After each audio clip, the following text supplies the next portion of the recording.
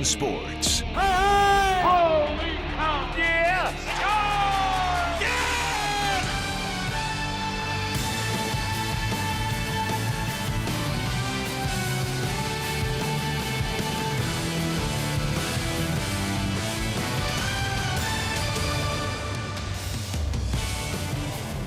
Beautiful night for Cubs baseball here on WGN Sports. The Cubs host the Arizona Diamondbacks, Game 2 of a 4-game series. The visitors a 7-1 winner in the series opener last night. Great to have you with us, Jim DeShays and Len Casper. And the Cubs 3-3. They've played 6 games already to start the second half over the last 5 days. 3 up, 3 down, and the numbers are pretty drastic. Yeah, they were playing hot baseball heading into the break. It's been win one, lose one since. So we're going to take a look at Happy Joe, Angry Joe. And the 3 wins, Cubs averaging almost 8 runs per game in their 3 losses. Not quite as good, ERA of 10. And we've seen probably too many position players pitching here in recent days. Yeah, Victor Caratini's already made 2 appearances on the mound this week. Clay Buchholz, a veteran right-hander, facing the Cubs for just the 2nd time in his career. Kyle Hendricks has been much better as of late over his last 3, an ERA of 2.50. Yeah, first time for Buchholz in this ballpark on the road this year, 1-1 with a 1.64. You see Hendricks in his 8 home starts, 3-5 with a 3.38. Anthony Rizzo can do it all. He's been great from the leadoff spot over the last 9 games. We know about his Gold Glove defense, and his career earned run average is 0. Diamondbacks, Cubs, next.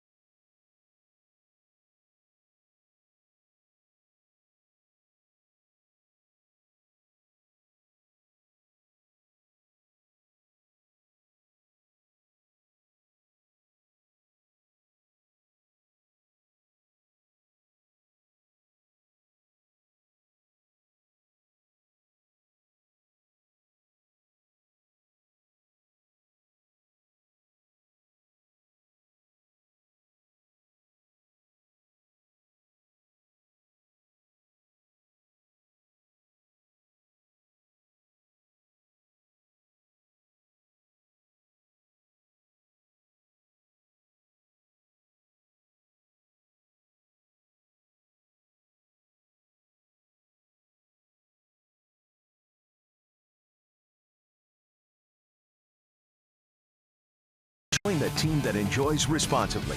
Budweiser reminds you to drink wiser. Ford, inviting you to visit your local Ford store or buyfordnow.com. Xfinity. Xfinity delivers the fastest internet with the best in-home Wi-Fi experience. Call, click, or visit an Xfinity store today. Lexus. Experience amazing. Blue Cross Blue Shield of Illinois.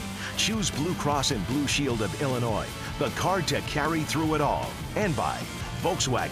Visit your local Volkswagen dealer or VWDealer.com for the Volkswagen dealer near you.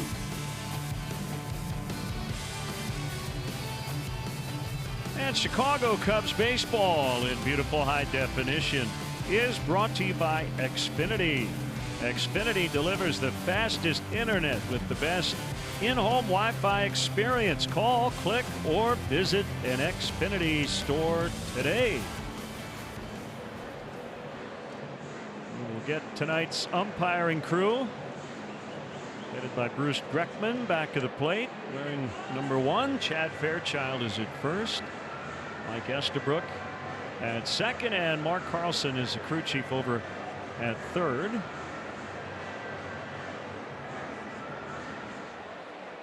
And you might notice some of those cool baby blues with the white pinstripes around the ballpark tonight. That's the giveaway 1980 road replica jersey night.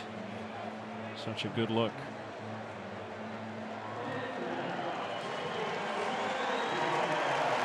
Gorgeous night. Kyle Hendricks takes the mound, and let's check in on the Diamondbacks lineup he will face. Arizona 9 over 500, a game and a half out, second place in the West. A couple of former Cubs in their lineup tonight. John Jay will lead it off. Paul Goldschmidt had another home run here at Wrigley Field last night. Peralta in left. Steven Souza Jr.'s had an injury-plagued first season since being acquired from Tampa Bay. Jake Lamb is at third. Ketel Marte at second. Nick Ahmed at short. Another former Cub, Alex Avila, doing the catching for Clay Buchholz, the pitcher. Who's there for the Cubs tonight? Albert Almora Jr. will play center field, flanked by Schwarber in left, Hayward in right. Happ gets a start at third base. Chris Bryant nursing that tender shoulder. Russell Baez up the middle. Rizzo plays first. Victor Caratini back behind the dish. And our Blue Cross Blue Shield starting pitcher is Kyle Hendricks. Choose Blue Cross and Blue Shield of Illinois. The card to carry through it all. Kyle out there for the 21st time, 6-8 with a 3.99 earned run average. No decision last time out. In St. Louis went 4 2/3, allowed 9 hits, 3 runs. Fastball, mostly sinkers, occasionally 4-seamer up. Changeup. It's his best pitch, and it's one of the best in baseball, and occasionally a curveball. Big crowd tonight once again. Cubs 3-3 on the homestand. Lead in the division is 2.5. After their loss last night and the Brewers win over the Washington Nationals, they have not lost consecutive games on the same homestand since they were swept in a 2-game series by Cleveland 2 months ago in late May. So no Chris Bryant tonight with the ailing left shoulder. I recently had him on the DL. He probably will not play tomorrow. And hopefully we'll be able to get back in the lineup at the end of this series or this weekend in St. Louis. Yeah, I think most of us were hoping that would just go away and not be an issue again. But, you know, at the time he said it's going to be something we have to manage throughout the rest of the season. So obviously worth keeping a close eye on that situation. We are underway. A strike on John Jay, playing center field tonight. 0 for 3 last night, but he was hit by a pitch in the first inning that started a 5-run frame against Luke Farrell that pretty much decided the ballgame. Yeah, because Patrick Corbin, who pitched for the Diamondbacks last night, was as good as any pitcher we've seen this year. He was really outstanding. Outside on the changeup. Game 100 for the Cubs tonight.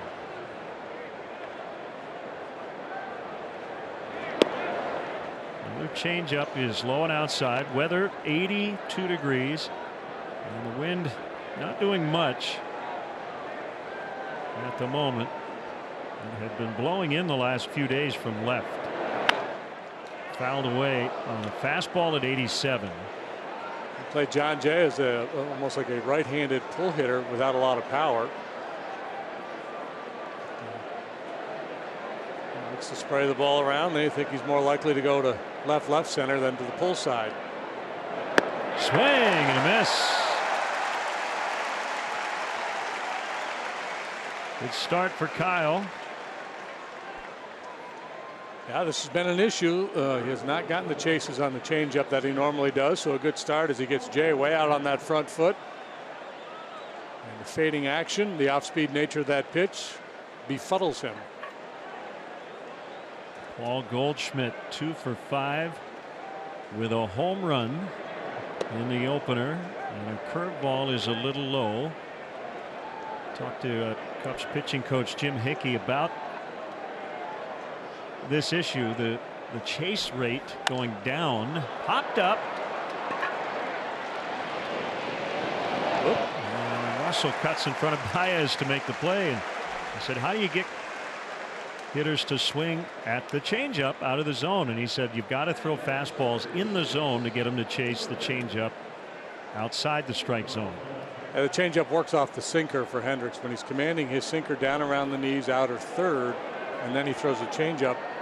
The same release point, same action coming out of the hand. Hitter sees fastball, and then they're out in front of the changeup. I think that's part of it. And I think the other part of it is he's been in the league a while now, and hitters obviously have had more at bats against him. They've seen more video, and he's been basically a two-pitch pitcher, fastball, changeup. So I think they're just, most guys are just sitting back much longer, and that's why I think the curveball is a pitch that we're going to start to see a little bit more from him. I know there's been some starts where that's been the thinking going in, and hasn't really been able to implement it. 1-2 on David Peralta. Kyle's first inning troubles have been well chronicled, so it'd be nice to have a 1-2-3 here. The Diamondbacks score a bunch of runs in the first.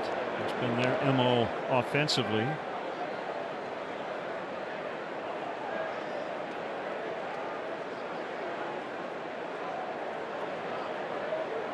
Two on the Diamondbacks left fielder. Now foul. Torey Lovello. His club has had a real up and down season. This is his second season managing the Diamondbacks. He was the National League Manager of the Year last year, and they were the #1 wild card team, beat the Rockies, and then got swept in the division series by the Dodgers. Pretty satisfying year, though. They won 69 games the season before. That's how you get to be manager of the year. You take a club that won 69 games and you make it to the postseason.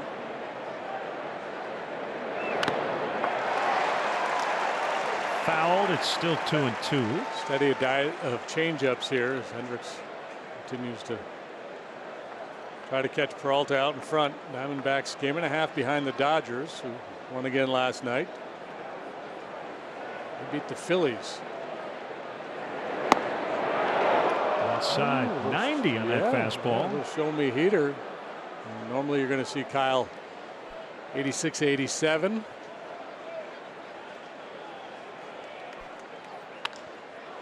And back through the box and a base hit on the changeup. So Peralta keeps the inning alive for Steven Souza.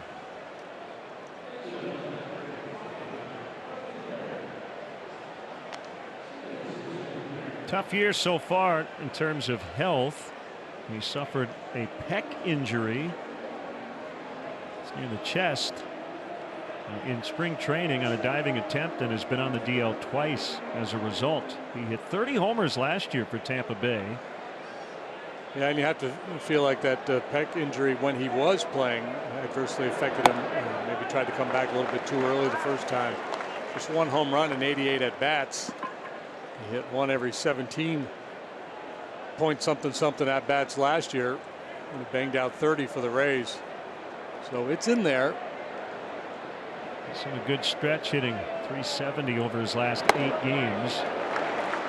Good location. It's 0-2.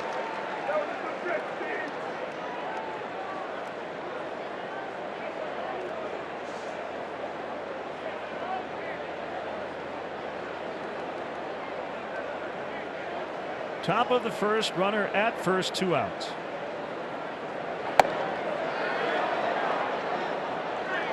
Oh, he wanted to take a bite. He reached for it. said, no, that's not good for me. Watch him.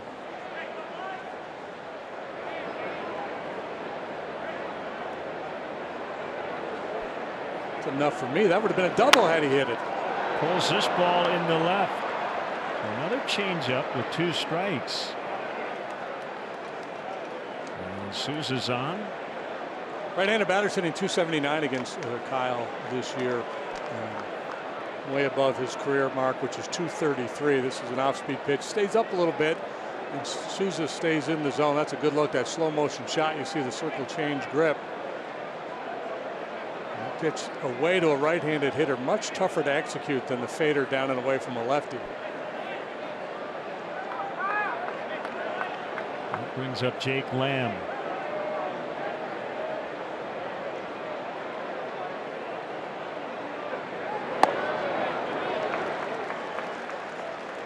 And 27. In his 5th big league season, an all-star last year, hit 30 homers.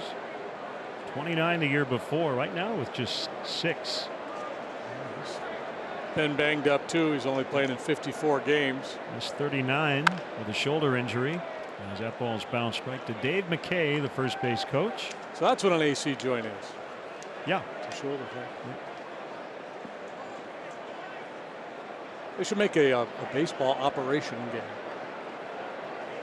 To repair the various baseball ailments.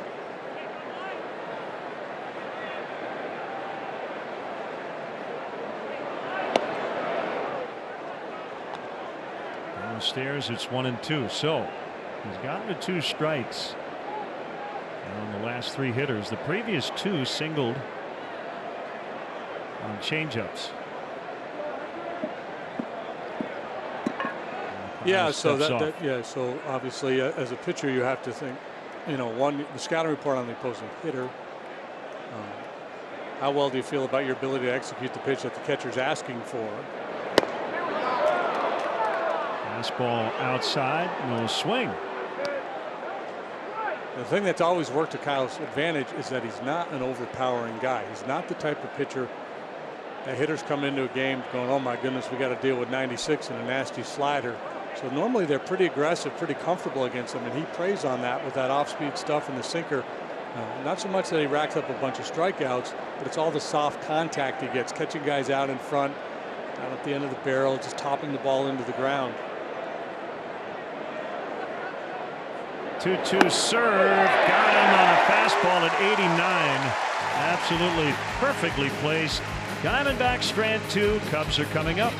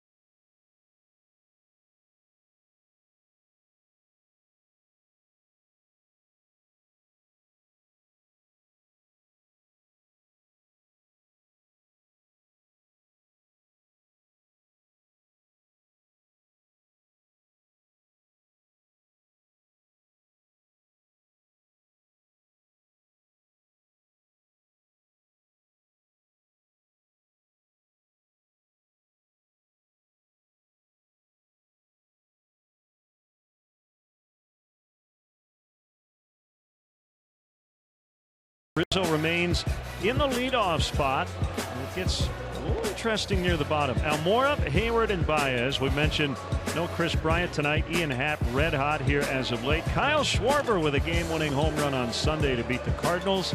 Addison Russell hit 7th. For the first time this year, Joe's going to bat the pitcher 8th, with the catcher Caratini hitting 9th.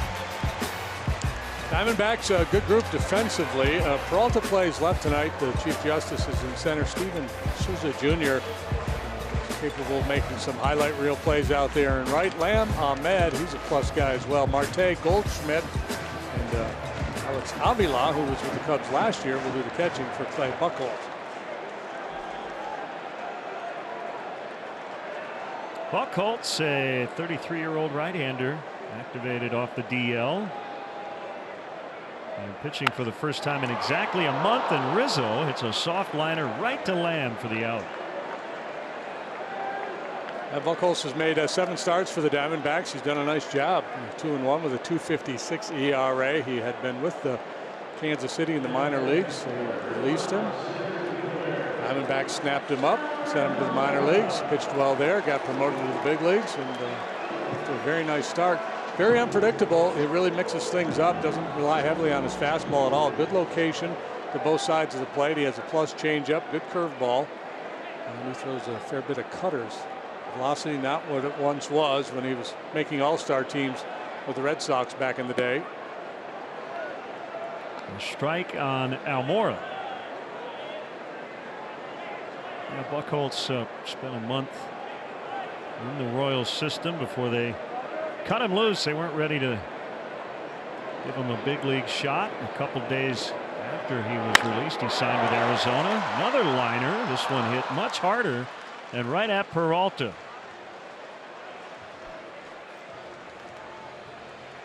A couple old mates saying hey. Yeah, and a couple of South Florida guys. Don't be afraid to channel me a heater here, old buddy, old pal. And see, now the Royals, I found it interesting, and I don't know what he was doing in their minor league system, how he was throwing the ball. But with a guy like Buchholz with his track record, you would think they would get him to the big leagues, see if they could get some good starts out of him, and then use him as a trade chip, maybe. Yep. As opposed to just letting him go, because it's not like the Royals are going anywhere this year. 1-0 on Jason Hayward.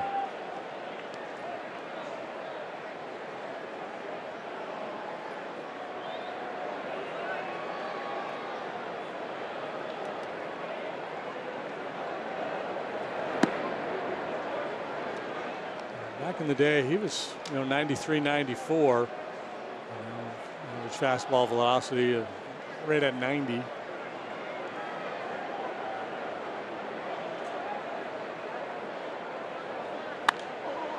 Popped him up. A 6-pitch first inning for Buchholz. He loves this ballpark. 0-0 after an inning.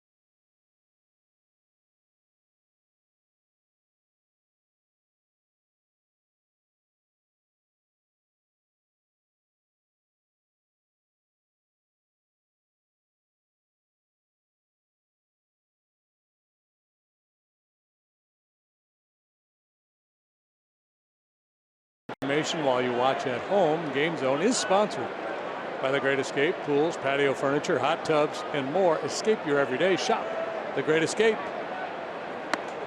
Ketel Marte takes a strike. Underway here in the second inning. Pirates lead 7-1 in the fourth inning, and Cleveland again tonight. Pittsburgh winners of 10 in a row. Right now they cannot be stopped. Jumped all over Corey Kluber last night. Nobody does that. Marte's a switch batter and has really struggled from this side of the plate, hitting just .217 as a right-handed batter, .301.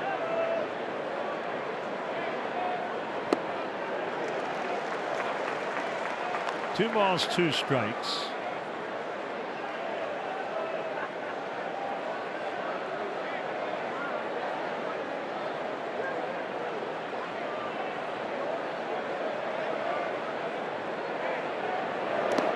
In the dirt, and he has run it full. Nick Ahmed on deck, Mate's double play partner. Milwaukee hosting Washington tonight. They have activated Junior Guerra, Eric Thames on the DL.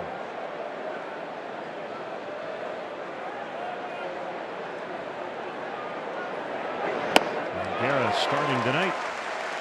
Hendricks with his 3rd strikeout, and the first out here in the second. Yeah, beautiful change up here. On the plate, that gets the hitter into swing mode and then just disappears. Down, down, down she goes.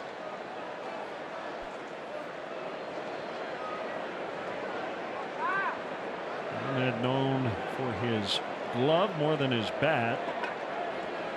And he's got a career best 12 home runs.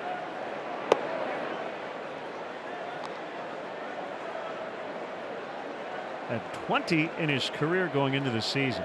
Over 1,000 plate appearances.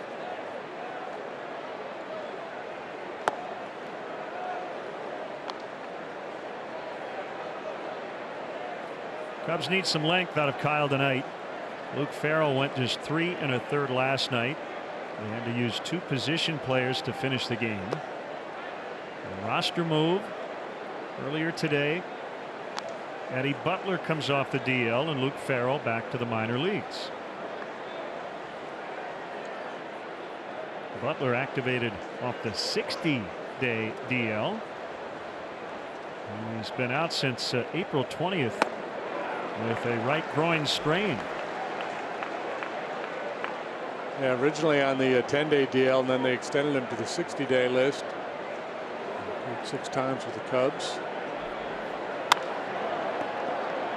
Popped into right, not deep. Coming on is Hayward, and he'll grab it.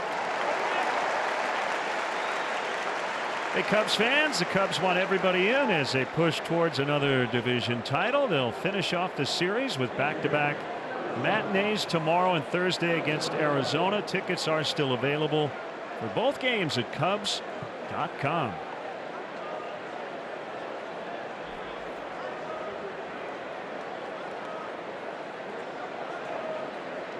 And the first time through the order for the Cubs, Alex will have to say hi to everybody, as we saw earlier. Did a nice job for the Cubs after being acquired from Detroit. 35 games in the regular season. A .369 OBP. Came up with some big hits late in games. 1 for 1 in the championship series against the Dodgers. Now batting just .144. The Diamondbacks catching core has the 2nd lowest collective OPS in the NL. Yeah, they got 3 of them that they mix and match with. Alex really scuffling, hitting a .144. He struck out in 42% of his plate appearances. It's the 2nd highest strikeout rate for any batter who's had at least 140 plate appearances. He signed on a 2-year deal as a free agent. StatCast AI powered by AWS. So more than 200 feet or less is generally to the right side off the bat of Avila 1-2.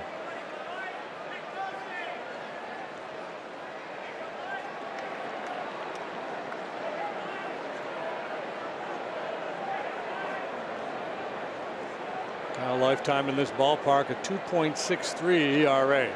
22 wins against 14 losses. Good pitch.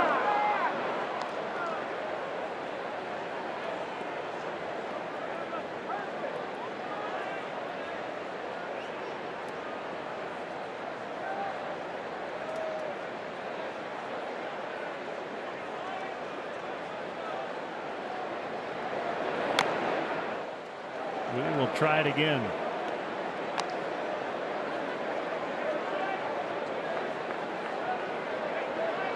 I wonder what was going on in the Nationals Brewers game. A delayed start tonight, but they're honoring Doug Melvin, Jeff Jenkins, Prince Fielder. So I think their ceremony went a little long. Swing and a miss. Strike 3. 2 Ks in the inning. And nothing in the second.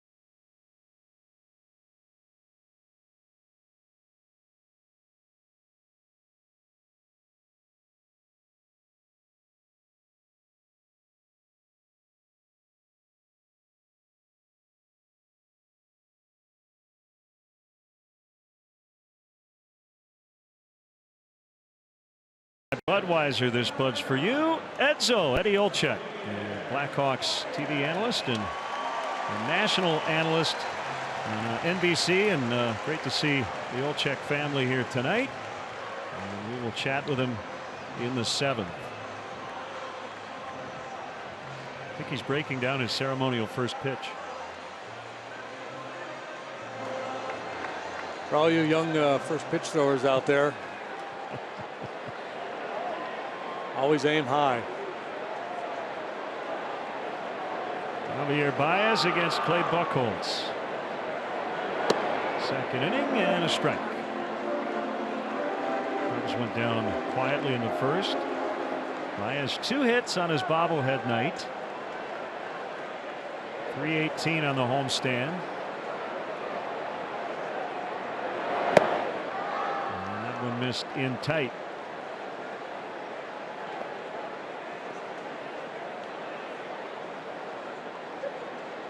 Mentioned Buchholz has been around a while, but only the second time he's ever faced the Cubs. The first one was in 2014. He jammed him, and that ball was pulled to land. The third baseman, 1 away. Cub fans, don't forget to check out the Cubs blog at WGNTV.com, presented by Nationwide's Jeff Vukovich. Go to jeffvuk.com or follow him on social media. Nationwide is on your side. I am rocking some pretty sweet kicks here tonight. Yeah, I got the teal Dark gray. I like it. They get a little bowling shoe vibe with those. Switch hitting Ian Happ takes outside. Red hot. 478 on base average over his last 25. 381 on the year.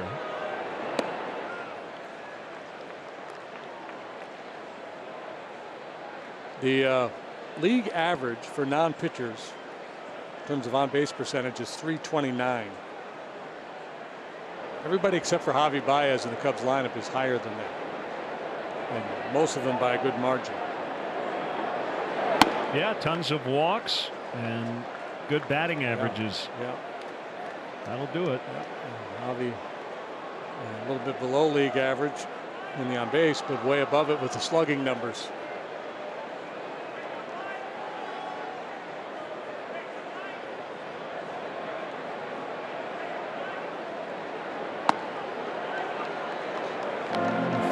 Count once again. That's why you really like the potential, the upside for Ian Happ. Still obviously a very young player, but the discipline he has shown, especially after that rough start he had, a lot of guys would have cratered. He hung in there, battled back, and has ended up posting very good numbers. He's added third base to his defensive resume, and that's where he is tonight.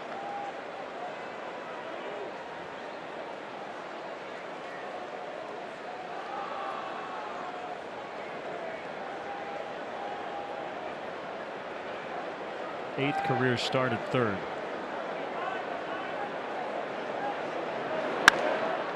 This is Buchholz's 8th start in his 7 previous starts. Runs allowed per start 1, 1, 1, 2, 6, 1, 0. So 1 clunker, and everything else has been outstanding.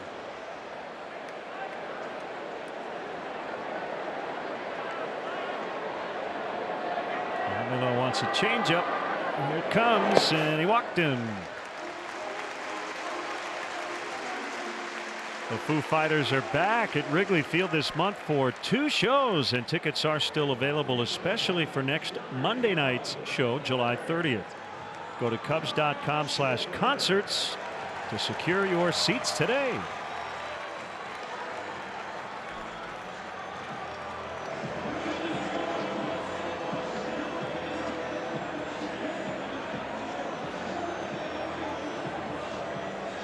Schwarber with a man on, as Buchholz will work from the stretch for the first time, and Lamb is in on the grass over third. Yeah, we'll see if they get a strike. He will probably back off. Certainly will if they get 2. It's not a bad idea because Kyle will, if you give it to him every now and then, push a button that direction. He almost never hits the ball in that direction with a full swing. Not on the ground anyway.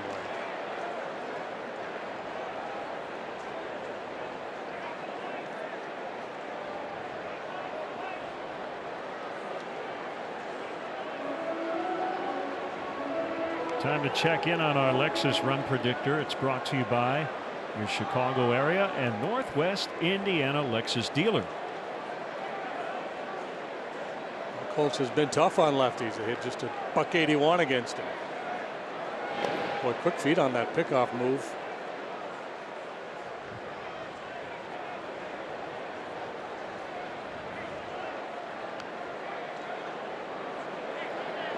Players from Lumberton, Texas, went to McNeese State and Angelina College.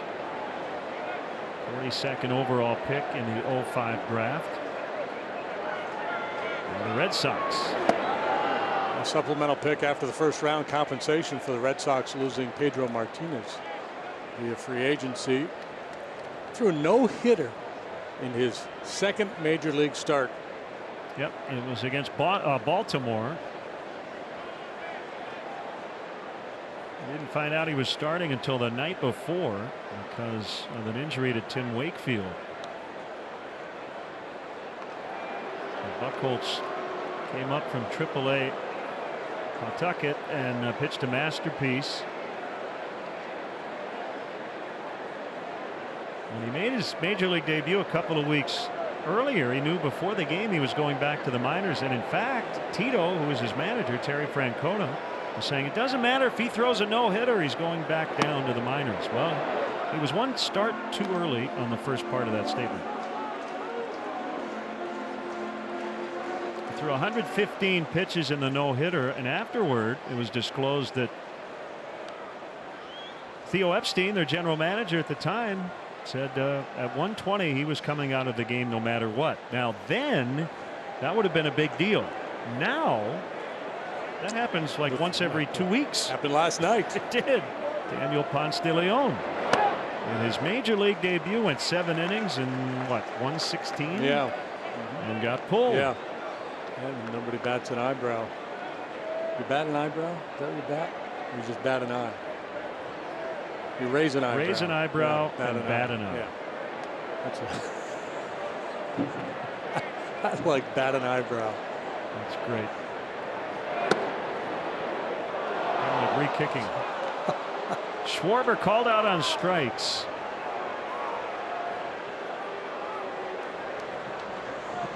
Well, he gets rung up a lot on borderline pitches. This looked to be pretty good. It was a two-seamer. It looked like it got back to the inside corner.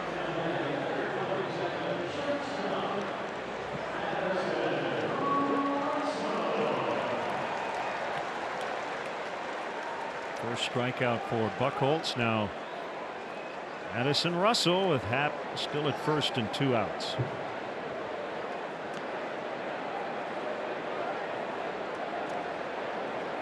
And during that no-hitter, Theo was in communication with Francona, calling down to the dugout and monitoring the situation. He had not thrown more than 98 pitches in a game that year at any level.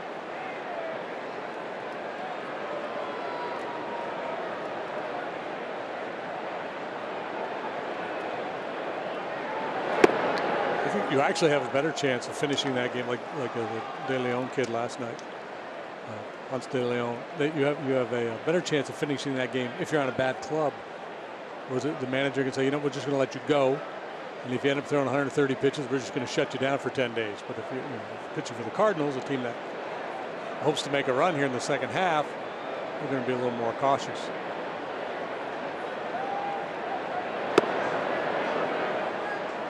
A call on the outside. That's Bruce Dreckman back there tonight. Yeah, it looks like he's going to be fairly generous, which obviously serve both of these crafty pitchers well. Neither one of them wants to throw the ball over the plate all that often. They're always going to try to catch an edge.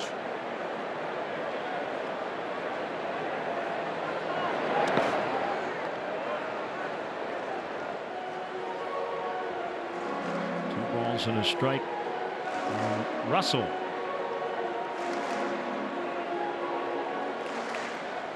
Jay playing very deep in center. Wind not a factor, which is notable because it typically is there at Wrigley Field. And with Hendricks on deck, they're playing no doubles here. 2 outs, pitcher on deck. Give up the base hit, protect, guard against the extra base hit, and if he drops one in front of you, then you got the opposing pitcher up. You still feel really good about your chances of getting out of the inning.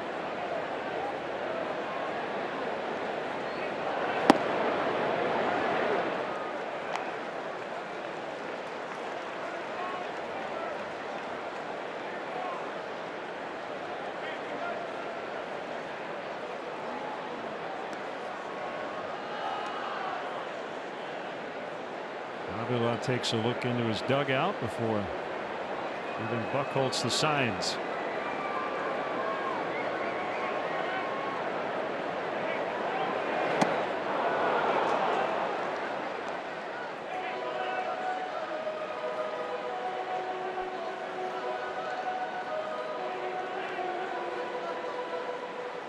Bad pitch, good result.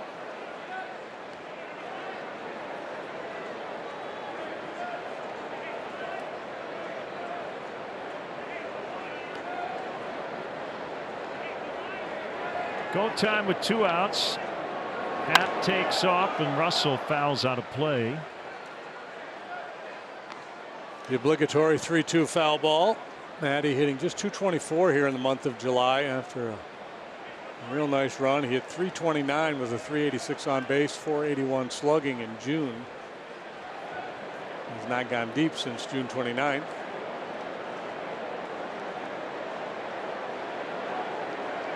Should be a good time.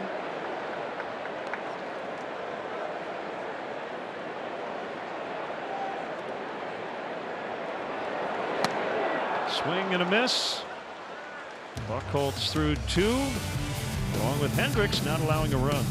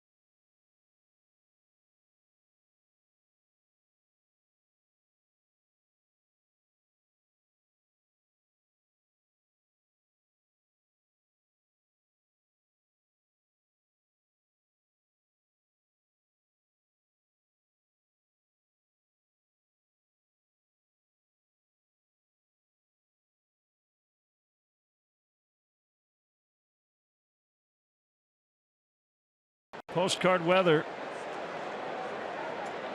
Game 2 of this series. Buchholz, a left-handed batter, takes a strike. 3 for 27 lifetime with no extra base hits. Sinker strike 0-2. He wore 11 in Boston because he had a nickname of Sticks when he was a kid for being so skinny. And he makes a quick out to start the third. He's got a strikeout pitch working. 5 to the first 9 batters for Hendricks. Cub fans, join the Cubs season ticket holder waiting list today to claim your spot in our lineup for season tickets. It's easy and it's free to register. For details, visit Cubs.com/waiting list. Yeah, you know, a couple knocks there in the first inning, but he got through that. The first inning's been a big issue for him this year. Looks really locked in now. This is reminiscent of what we saw in his start out in San Francisco. He was so good.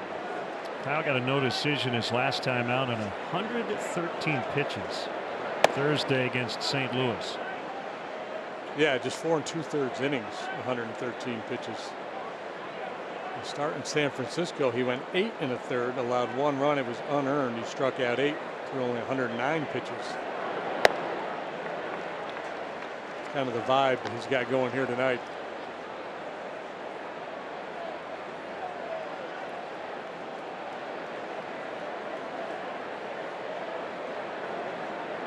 Two-1 to John Jay is on the inside edge. Second team this year for Jay. Started the season with Kansas City.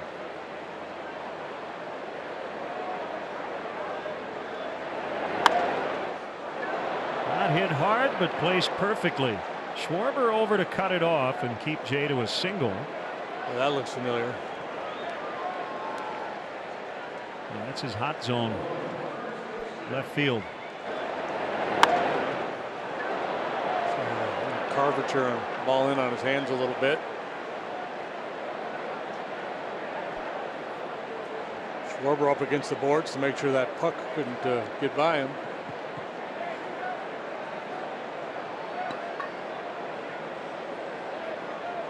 Goldschmidt has homered 6 times his last 5 games against Cubs pitching. And a 3-homer game here last August. Yeah, and the highest career average versus Cubs, minimum 150 plate appearances. Goldschmidt at 362. Carl Everett, Jackie Brent, and Rajah, Rogers Hornsby.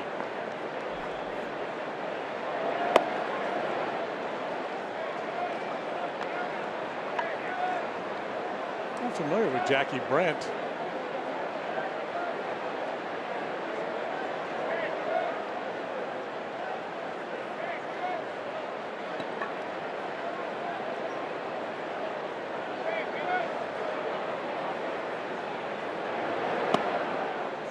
Now 3-0. Jackie Brent played in the big leagues from 1956 to 1967. All-Star 61 with Baltimore. Yeah. Gold Glover was San Francisco in '59. Cardinals, Giants, O's, Phils, and the Astros. Goldschmidt walks. Let's step aside and see what's coming up on WGN.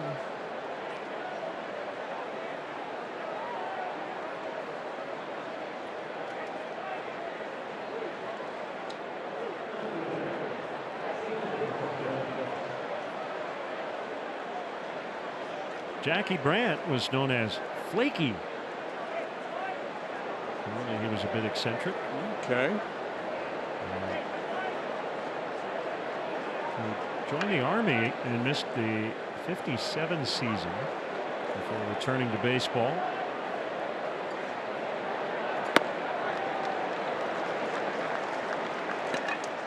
There you go, viewers. Now you know, Jackie Brandt.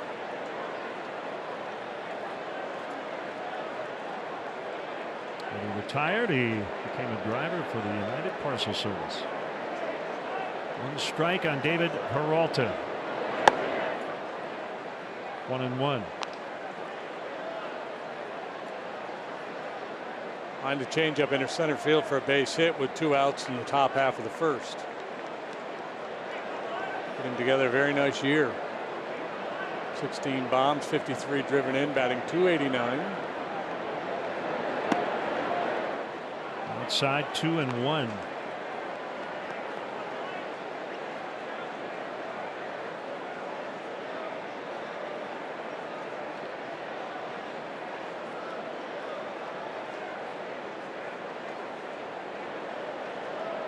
Kyle hasn't seen the Diamondbacks a whole lot in his career. That's fouled away. First time he's faced them since April of '16.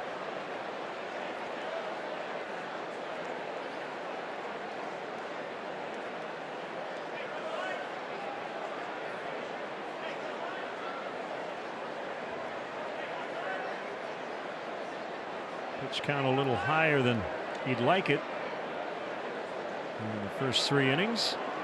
Trying to get out of this third. And he'd love a ground ball at one of his infielders. Swing and a miss. That'll work. 2 gone.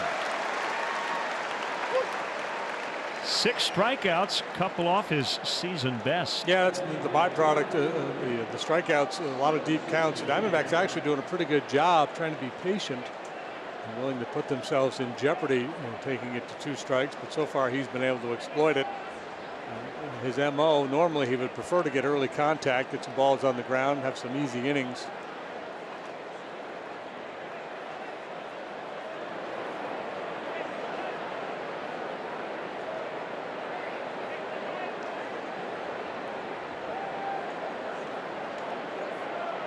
Souza with 2 on and 2 down.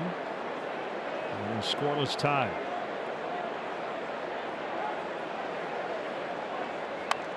And on the hands, and he fights it off foul.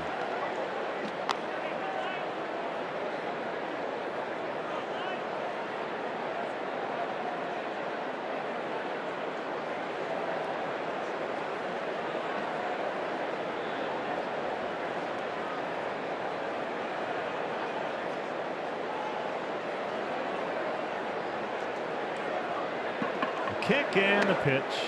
Knocked down by Caratini.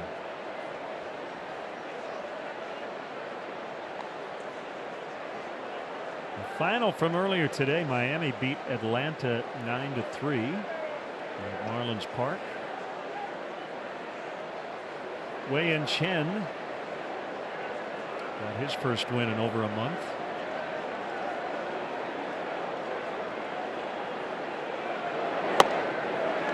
1-2.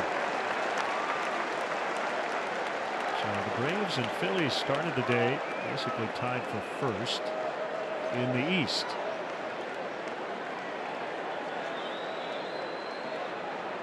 The Phillies are down 3-0 at home against the Dodgers in the fifth.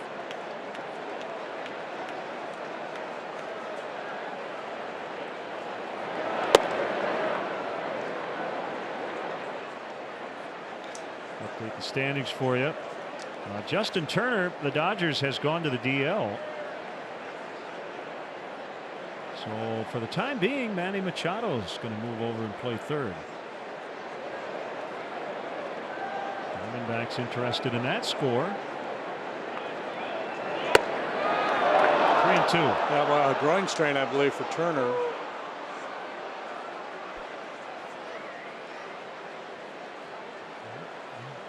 Beckman's been pretty generous tonight, but that one too far off the edge.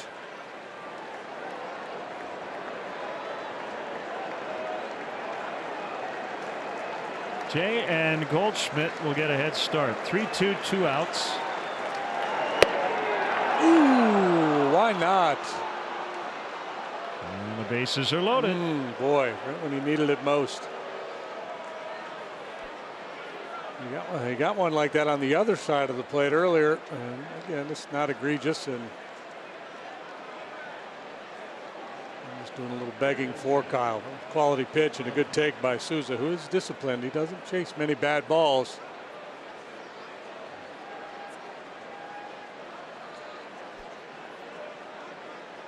We got Lamb looking to end the first inning on a well-located fastball. Yeah, that's the one I was thinking of. Down and away, outside corner, bottom of the knees. To get Lamb. The Cardinals, they got another rookie throwing a no-hitter. Austin Gomber, 6 innings, no hits against the Reds tonight. We got a run in the fourth. The Cardinals did on a Jose Martinez single and lead 1-0 in the seventh. Swing and a miss on the changeup.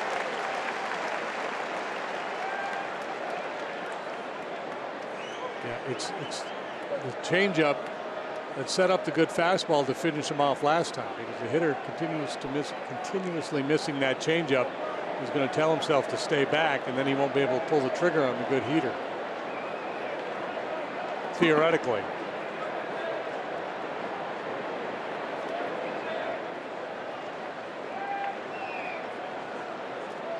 One hit in the inning. A little flare to left for John Jay. 2 walks. And a 1-1 count on Lamb.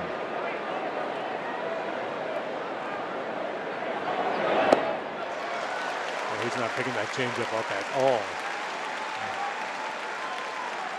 A guy who's been hurt much of the year is not putting up good numbers. You could understand him being anxious trying to deliver here with the bases loaded.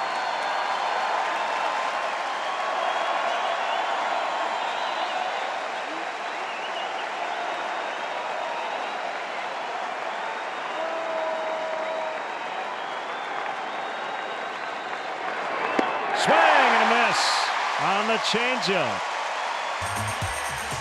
So they leave them loaded, and we're going to sample some Rick Bayless tacos tonight.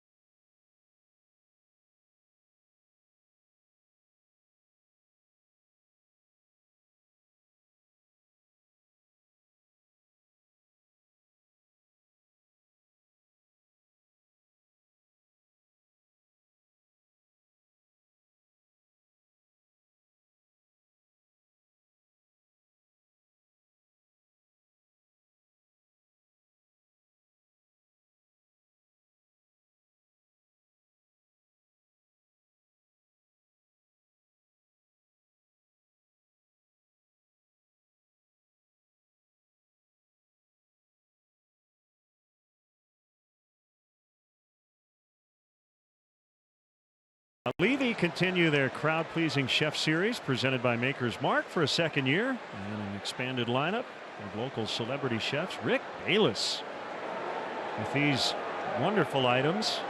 2017 James Beard Outstanding Restaurant lauded TV host, featuring his spin on Ballpark Fare.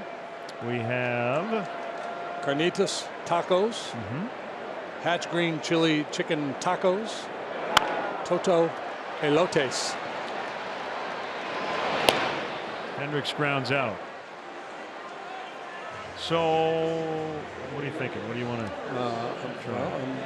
The chicken tacos got my attention. Give me a little well, yeah, apparently hardware there. It's got a little kick to it, so I'm. Oh, this one's got the kick. I know, but if I try this, this one's got while a I'm kick doing play-by-play, I might not get through the inning. Oh. Well, that would be good TV if you just started to choke and gasp. We'll be right back, folks. Enjoy the ball game. I'm still here. Vic Caratini takes a strike on a fastball on Buchholz. JD said it's very, very good.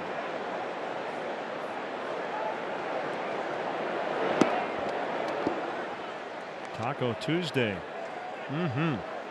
You need to get these when you come out. This one does have a lot of heat. It's really good. So you're in. Oh, absolutely. Like a napkin? Yeah, thank you. There you go. Tag foul. I'm going to try all of it during the break. I'm in on all of it.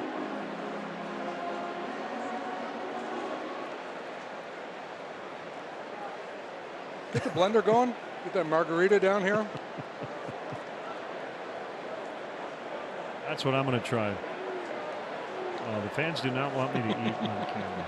They like it when JD does it.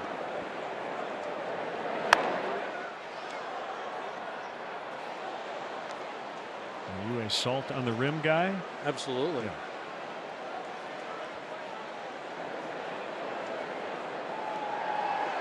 You don't have to twist my arm with the salt on the rim.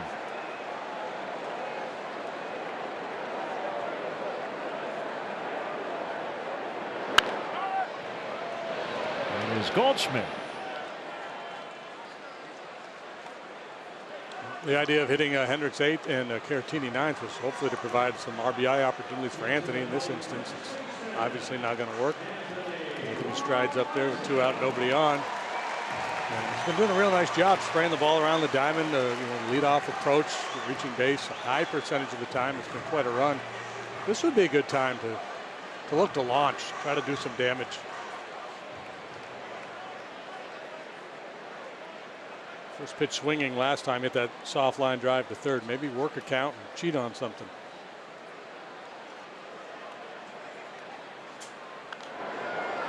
And back out of play by Anthony.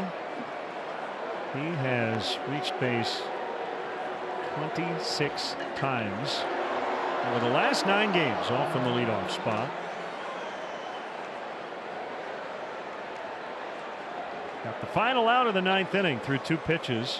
And got A.J. Pollock on a fly to center. First and last career pitching appearance.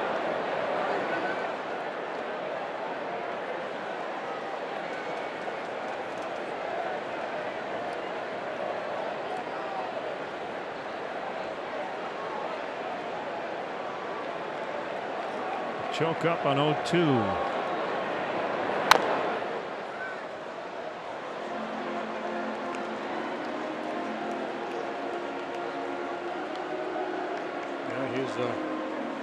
Ridden the roller coaster this year for sure.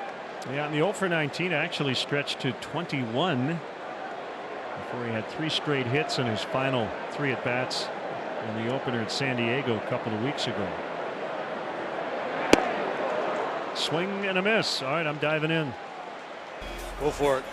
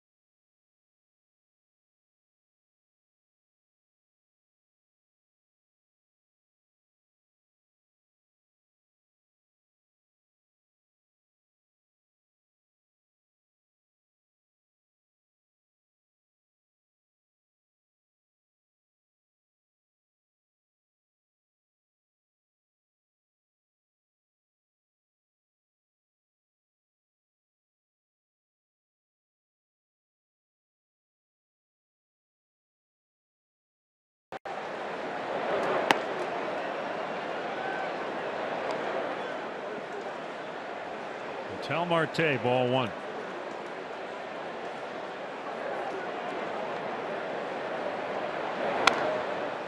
Well, it's hard to quibble with a shutout ball and a bunch of strikeouts. But in a perfect world, Kyle get some early contact here and limit the pitches and be in a position to stretch out his outing here tonight.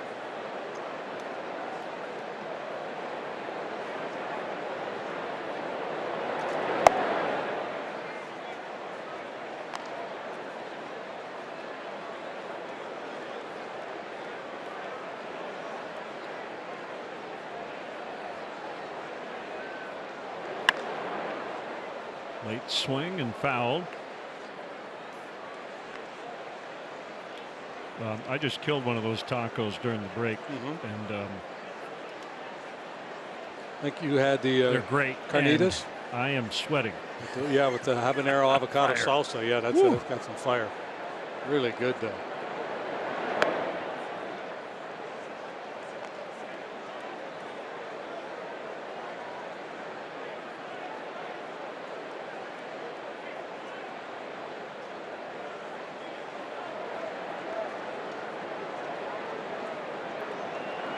Three-two pitch. Foul to left, out of play. And that's a great example when you hear pitchers, pitching coaches, baseball people in general talk about reading swings. If they're tardy on 88, that tells you he's respecting the changeup. Swing and a miss, strike three.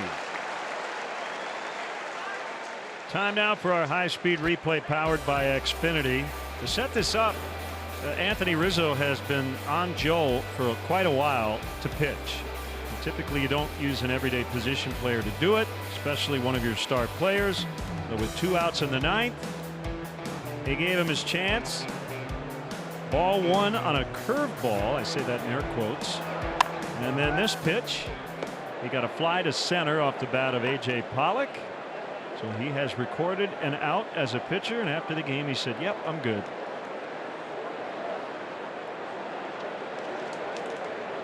And someone photoshopped a picture of him on the mound last night into Game 7 of the World Series. Now, yeah, that's pretty cool. Anthony actually saw this and said it was awesome. But yeah, instead of Mike Montgomery, could have been Anthony Rizzo wearing the home pinstripes on the road.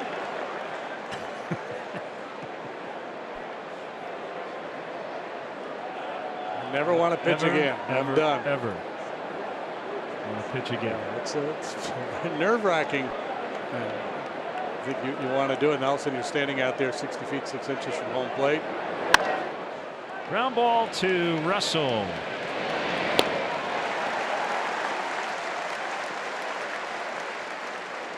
There is something cold to the whole enterprise, and you touched on it when you said you normally don't want to put your everyday player out there, or star level player. It's like, you know, you're expendable. If you take one off the shin or you get hurt, you know, we can live without you, but we can't afford to have you get hurt.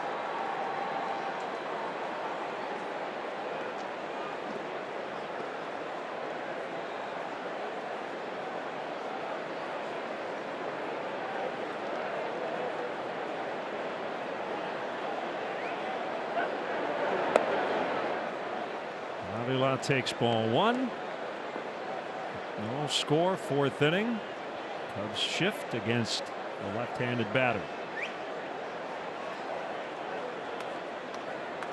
Yu Darvish, 16 pitches in the bullpen. As that ball will land foul out of play. Not quite sure what the next step is. Cubs will wait to see how he feels tomorrow. There are reports that the Orioles and Yankees are close to a deal involving Zach Britton. Nothing official yet. The Cubs were linked to Britton. A lot of rumors.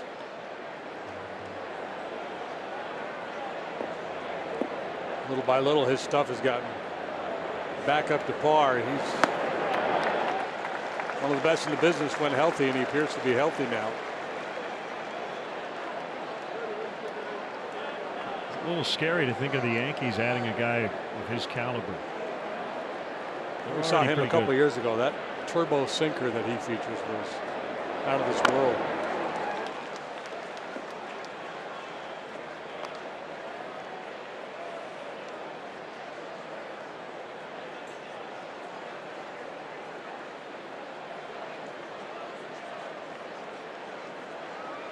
After 3 innings, Kyle Hendricks was on pace to strike out 21. That would be a headline.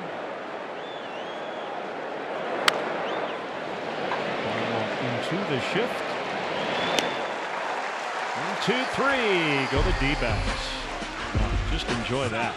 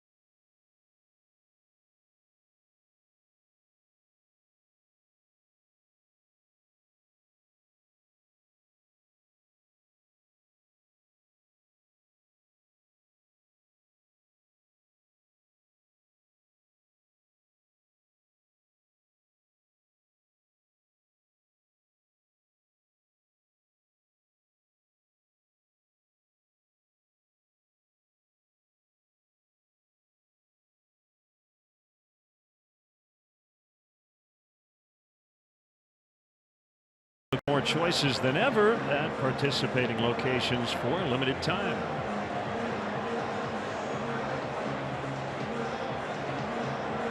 Beautiful night. Cubs trying to even up this 4-game series after Arizona took the opener.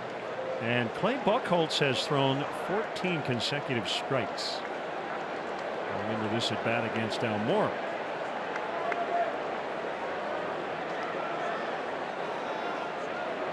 Cubs looking for their first hit. They've had 1 base runner and 1 out walk to Happ in the second.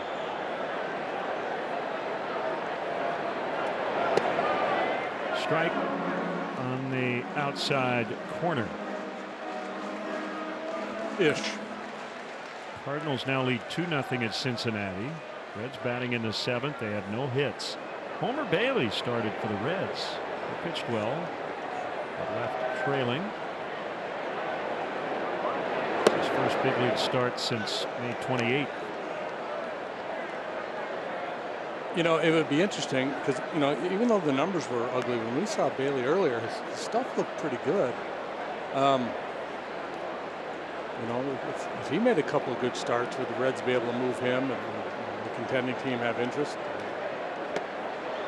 The ERA was close to 7. Yeah, and he might be, as Buchholz now has 17 consecutive strikes. He might be the change of scenery guy, right? Kind of like Matt Harvey, where he might just need a fresh start. Yeah.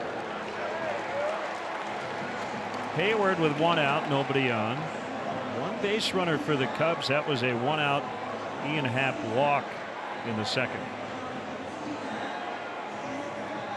So Jason Stark and Tim Kirkjian, if you're out there listening, you've got some homework to do. You've got to research this back-to-back rookie starts with 6+ or 7 innings of hitless baseball consecutively. Probably hasn't happened very often in a long history of this fine game.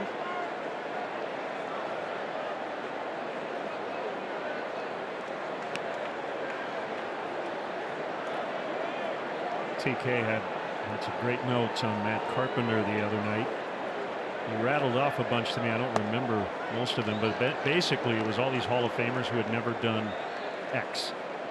This Hall of Famer never hit 3 homers in a game. This one never had 5 hits. This Hall of Famer never drove in 7. And Matt Carpenter did all of them in 1 game. It's great.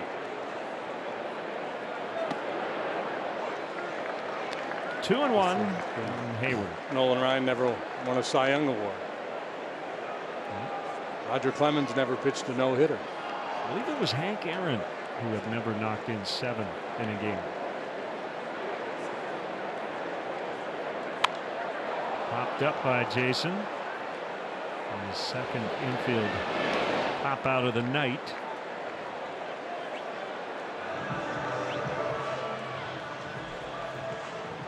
Friday, August 3rd, Cubs host the Padres at 1:20 p.m. Up to the first 5,000 early arriving adults 21 and older in the Budweiser bleachers receive a Cubs umbrella hat presented by Budweiser. For tickets and details, visit Cubs.com/Fridays. You're covered either way. Here's your little cover from the sun or the rain or both.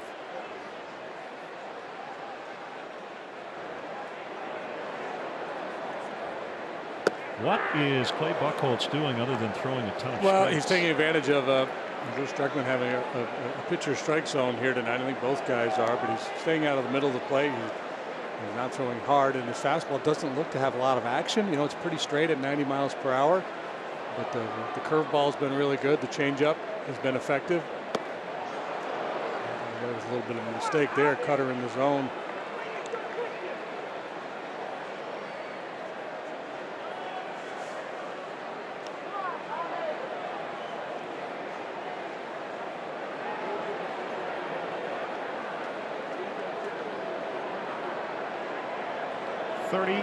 Strikes, 36 strikes, 49 pitches. So if you can get a borderline pitch or a pitch just off the edge called, whether it's a fastball or a breaking ball, that opens up everything. I mean, now you have hitters in swing mode. And again, Buchholz, like Kyle, is not an overpowering guy, so guys are looking to swing. And they're both capable of giving you that comfortable offer where you feel pretty good in the box, but he just doesn't give in, and he keeps it off the barrel. Tough play charged by Lamb. Can't make the barehanded play. Baez has a hit. First for the Cubs tonight. And that keeps the 4th inning alive for Ian Happ.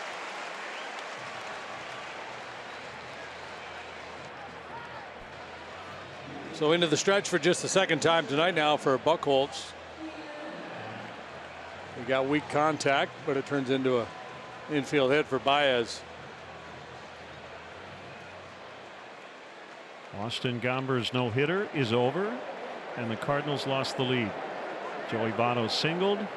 Eugenio Suarez homered. It's 2-2. That kind of sounds familiar. Yeah. Suarez did the damage last night. I believe he tied that game. And Dilson Herrera won it.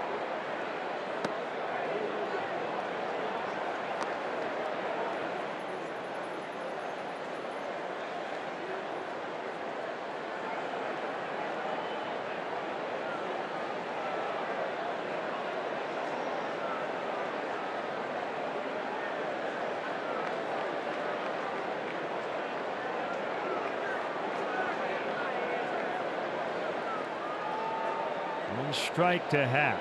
He walked in the 2nd inning.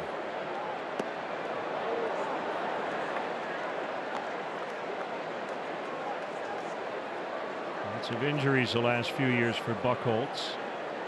Missed significant time in 2011 with Boston with a stress fracture in his back. And neck issues 2 years later. Missed a month in 2014 with a knee injury. Surgery just after the season. More injury problems the following year. Flexor tear last year with Philly. The oblique this year. Liner will get down. And Baez with a big turnaround third. Throw back there, and he's safe. First and third, a 2-out rally. I think the whole ballpark was expecting Baez to try to score. And this replay is brought to you by IDOT, reminding you that safe driving habits really are a matter of life or death. Learn more at lifeordeathillinois.com. For the first time tonight, the Cubs will have a man in scoring position. There's the aggressive turn to third base by Baez, and he has to scramble back.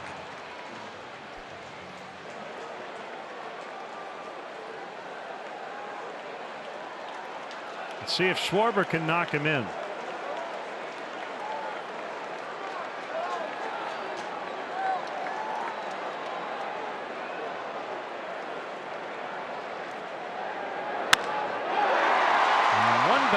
To Marte, and that'll do it. So back-to-back 2-out hits, no runs, scoreless after 4.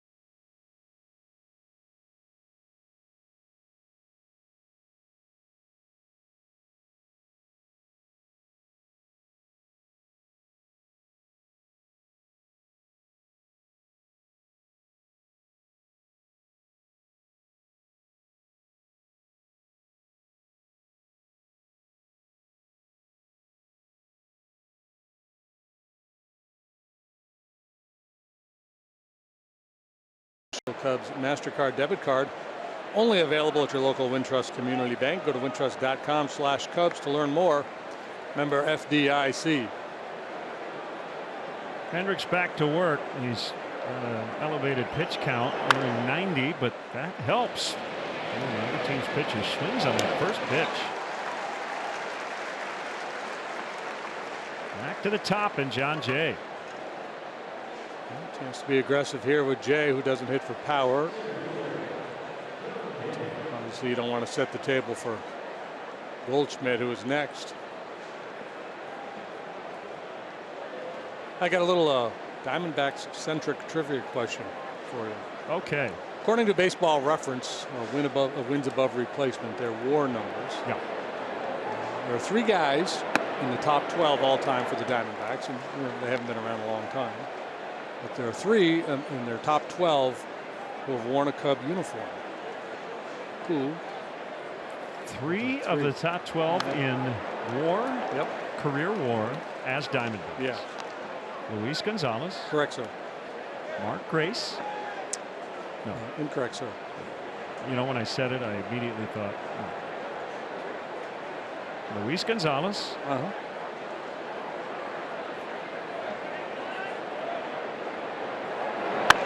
Miguel Montero. Correct. Out into the alleyway for John Jay, and this one's going to roll, and he's on his way to third. Baez's throw a little late. Good effort, but just no chance to get him. That's a big 1-out triple for John Jay. Second hit of the night for John Jay. Now again, he doesn't typically back up outfielder, so you're going to play shallow And that obviously makes it tougher to cut the ball off in the alley, and that's precisely what happens here as he gets into this one. And last time he carved a little flare to left. This time he juices the ball, splits the outfielders, rolls all the way to the wall, and that turns a double into a triple for him. Good strong throw by Baez, but just a little bit tardy. Cubs will bring their infield in, not all the way. Goldschmidt takes a strike. I am thinking, and I'll give you that third Diamondback and former Cub. I'll get it. You hate to get too defensive at this stage of the game, but obviously with Goldschmidt up there, you can afford to pitch around the strike zone. Base hit, 1-0. Paul Goldschmidt with an RBI single. Diamondbacks have the lead. We're in the 5th. Continues to punish Cubs pitching, and just a good solid approach. A slugger willing to sacrifice power for good solid contact. Stays inside. Probably looking middle of the way there.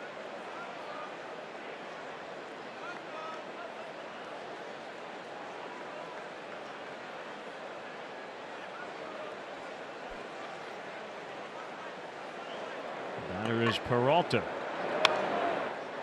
Aggressive swing. And a foul strike.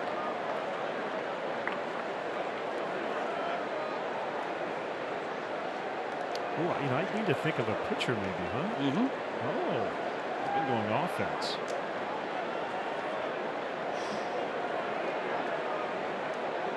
Defense.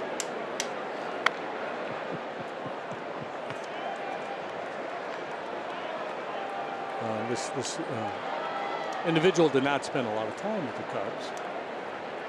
Very good major league career.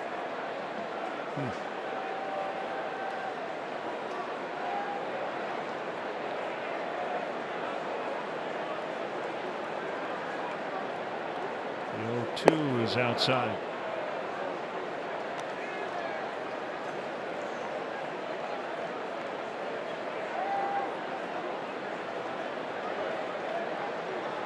Dan Herron. You are correct, sir. Finished his career with the Cubs in 2015. Made 11 starts. That's a good question.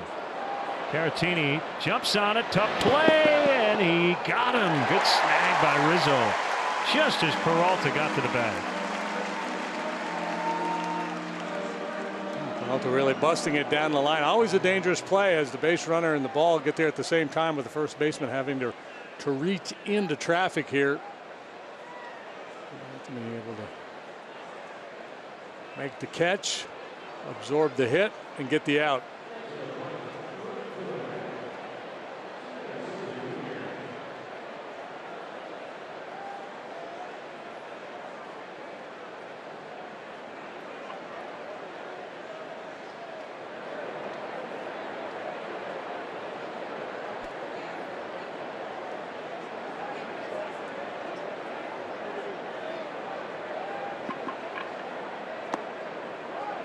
Number one all time in wins above replacement for the Diamondbacks. The great Randy Johnson, the Hall of Famer, then Goldschmidt, Brandon Webb. His career was cut short due to injury, but when healthy was brilliant. Won a Cy Young. Gonzo, Schilling, and there you see A.J. Pollock, 6th on that list. So not pictured Miguel Montero. He comes in 11th, and Dan Herron was 8th.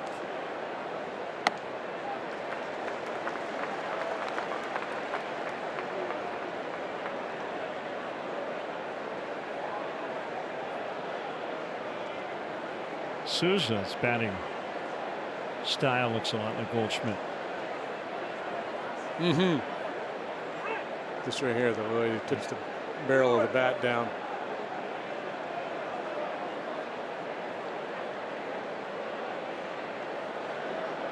.30 home runs last year. The first 25 home runs he hit were against right-handed pitching. That had never happened before.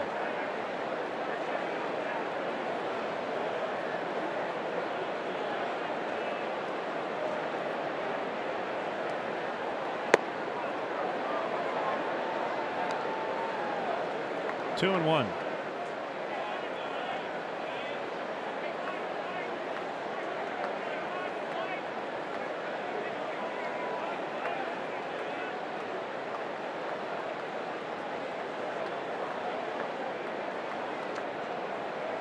triple single Jay Goldschmidt. They give Arizona the lead.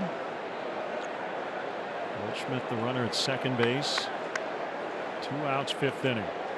Yeah, Joe asked a little extra out of Jose Quintana in his last starting, throwing 121 pitches. And it'll be 2-0.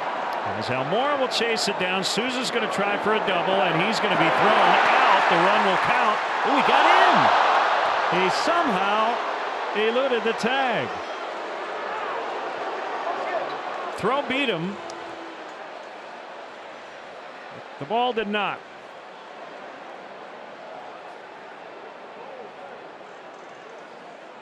He did the Javi swim move. Yeah, and it's so difficult for a tagger. A guy's coming in head first. He's got 2 hands. You know, where do you go to apply the tag? In the old days, infielders on plays like that were taught it's the check mark move, where you just drop the glove, pull it straight back up like you're making a check mark. In and out you go. Throw clearly ahead of the base runner. Easy call for the umpire, out, and you move on. Now, because of replay, umpires have to bear down a lot more. And the guy applying the tag, that becomes a real challenge. The other question is, does he stay on the bag? Yeah. Like he's recovering a fumble.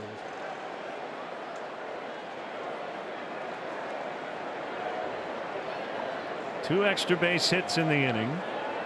2 runs for the visitors. Strike on Jake Lamb. Going to send out belated birthday wishes. June Peach, Plainfield, Indiana, watches us every night. Recently turned 89. Happy birthday to June.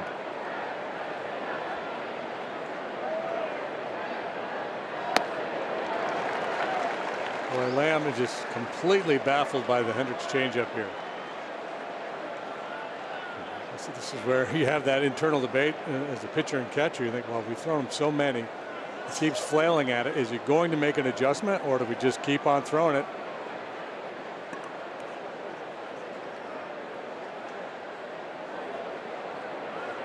Runner takes off for third, and he's going to score. Souza is in. It's 3-0.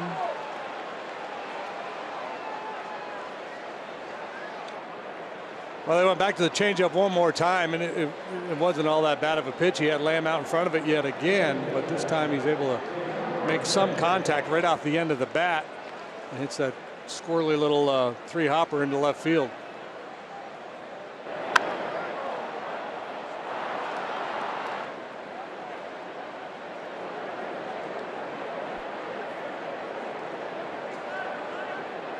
Scoring hits from Goldschmidt, Souza, and Lamb, and Marte fouls. He has struck out twice.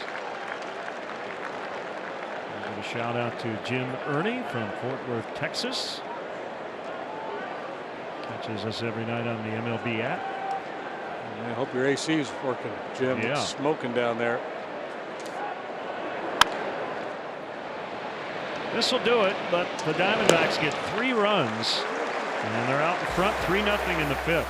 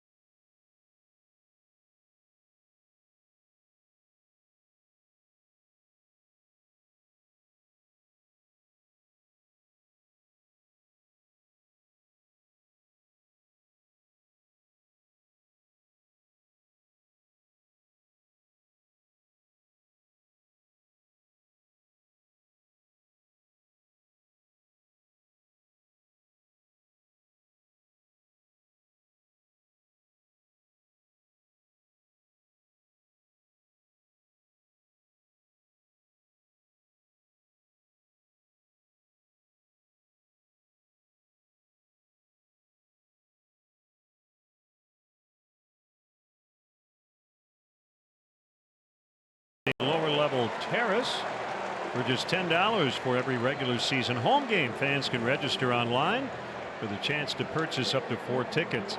Registration opens 48 hours before the game closes, 24 hours prior to the scheduled first pitch. No fee to enter.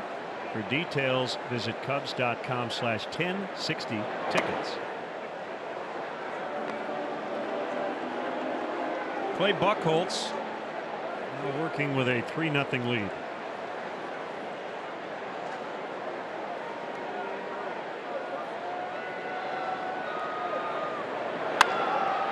And that's a base hit. Good start. Stella will come up and pinch hit for Hendricks. Yeah, I think if it had stayed a 1-run game, Joe might have tried to squeeze one more inning out of Kyle, but down 3, priority and trying to score some runs here. 5 innings, 7 hits, 3 runs, 2 walks, 8 strikeouts for Hendricks. Looks like Eddie Butler is getting ready. And his return from the DL. The pitch to Estella misses low and in.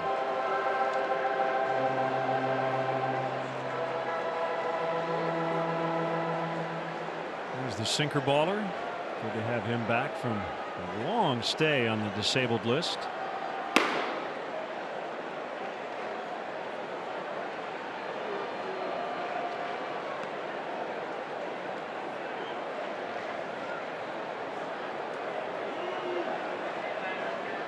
Great to hear from Marilyn Flores.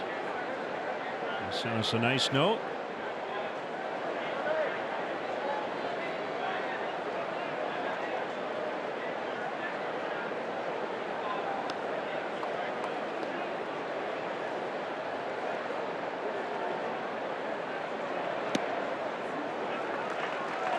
Belated happy birthday to Haley Harrell, who celebrated a couple of weeks ago.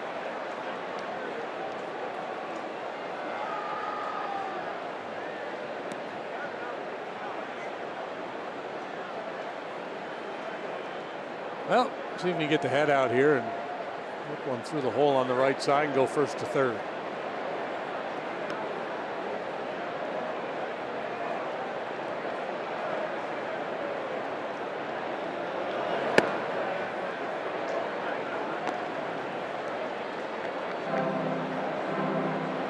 Two and one. The cut fastball has become a go-to pitch for so many pitchers.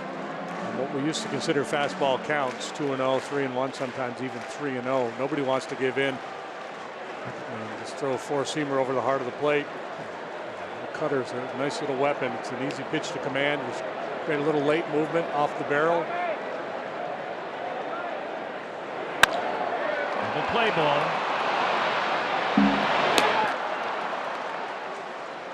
4-6-3.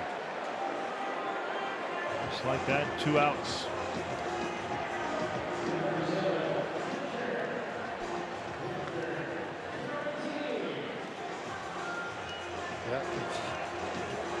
But as easy as it gets right there, ground ball to second base with some pace on it.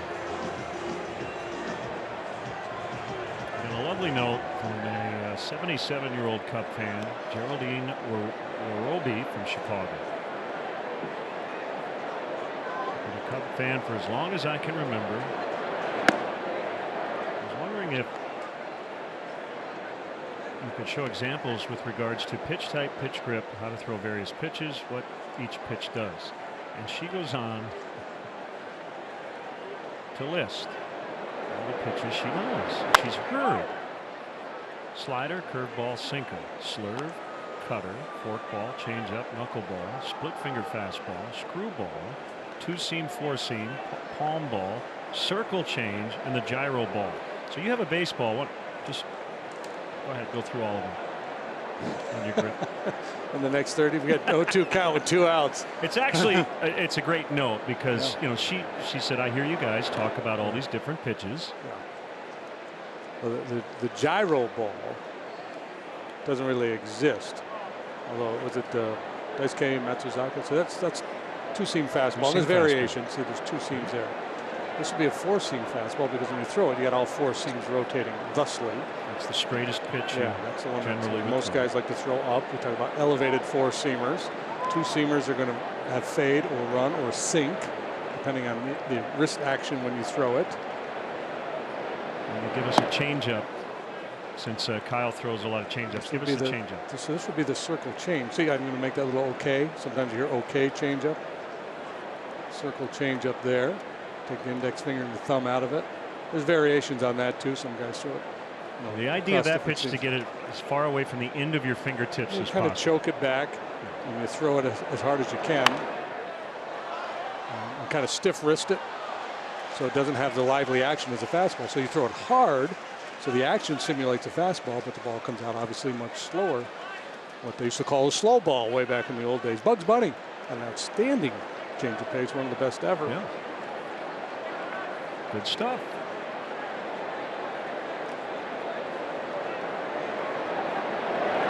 Have you ever heard of a one-seamer? Well, that's a sinker. Yeah, Scott Erickson used to throw. John Lester told me about the one-seamer. Yeah, this is where you take that seam right there, and guys would just kind of hook it with this finger to create a little pressure and pull and get sinking action. Curveball is not necessarily about the grip; it's more about the turn. Is like this. Slider is more of a cutting action through 1/3 of the ball. So curveball here, slider there. Ball 4, Caratini is on. What else? Oh, how about the splitty or the forkball? Okay, so split finger, exactly what it says. You're going to split your fingers, throw it like a fastball. Forkball is more of a buried pitch. And this one's going to kind of squirt out more and tumble. Nobody throws the forkball anymore. But a few guys still throw the splitter. Knuckleball, misnomer. It's not with the knuckles, it's with the fingertips. Okay. There'll be a quiz. What else we got? You covered just about all of them.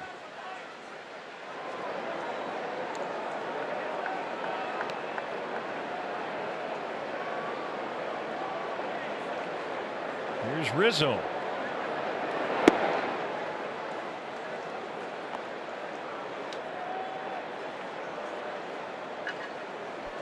Here's the Bugs Bunny changeup. He gets 3 swings and misses on the same pitch. That's how good he is.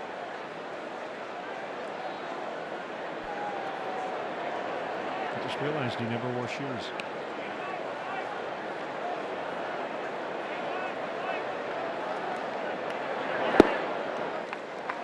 All the ex-pitchers who are analysts have a baseball in the booth.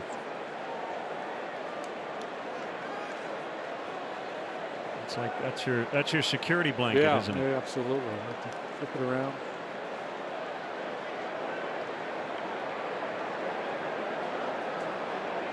Well, it's always good for those demonstrations.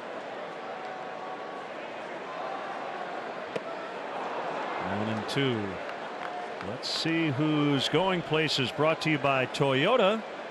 Let's go places. Most RBIs in the NL. Nolan Arenado, the leader since 2013, but right behind him, Goldschmidt and Rizzo with Freddie Freeman and Andrew McCutchen on the list as well.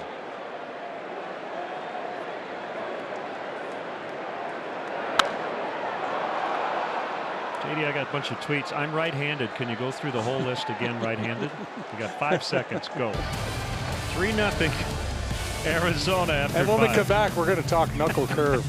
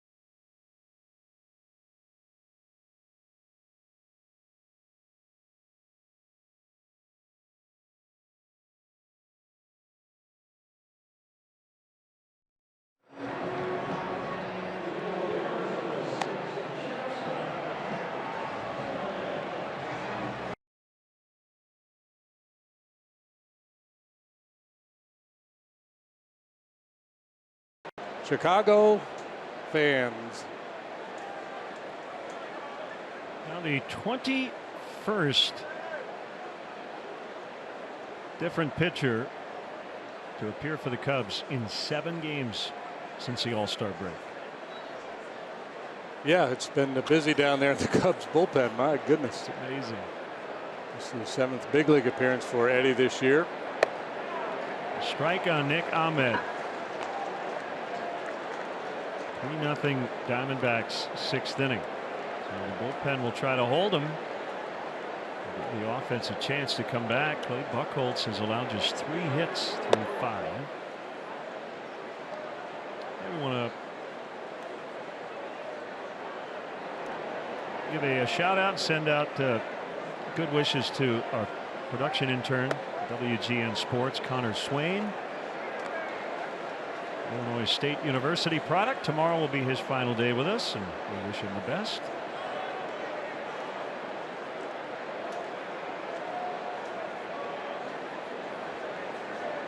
I'm not sure Eddie got a haircut since he went on the DL.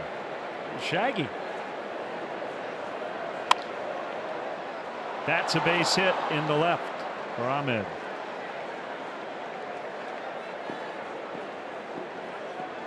Time now to see who's got momentum, brought to you by First Midwest Bank. First Midwest Bank, connect with a momentum maker today. You get 6 innings out of your starter. The Cubs win 71% of the time. They only got 5 tonight out of Kyle Hendricks. It would be a big priority. It is a big priority for the Cubs to get 6+ moving forward with the amount of innings the bullpen has had to cover. In this era of baseball, you're not going to get it every night. You're not going to get it most nights, but you need to get it more often. Cubs, I think, have done a very nice job shuttling guys back and forth from AAA to the big leagues. That's why you want to really focus on those offseason acquisitions, some of those minor league free agents with the big league time that maybe aren't going to be on your opening day rosters, but you can bring up and they can fill in for you for a couple of weeks. And I think as the game evolves, that's going to be more important year by year. 1-1 to Avila.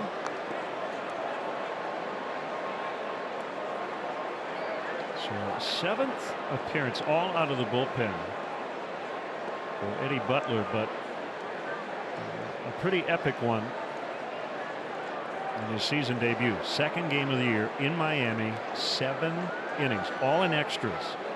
They took the loss, gave up 1 run in 7 innings. So it was a great performance. Yeah, he had that one, and then Luke Farrell's outing in New York in a similar situation. He threw 3 2/3 in the comeback 14-10 win against Atlanta. Gave up 2 runs that day. Did not factor into the decision.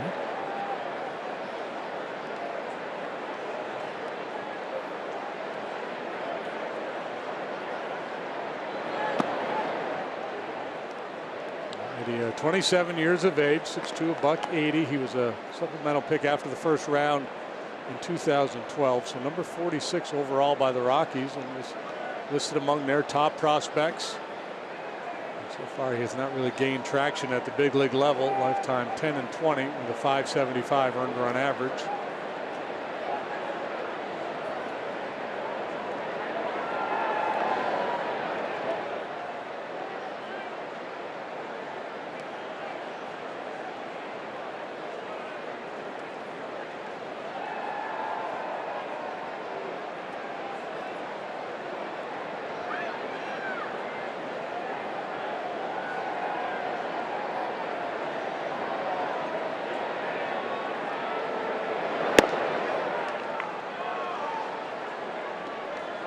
Full count.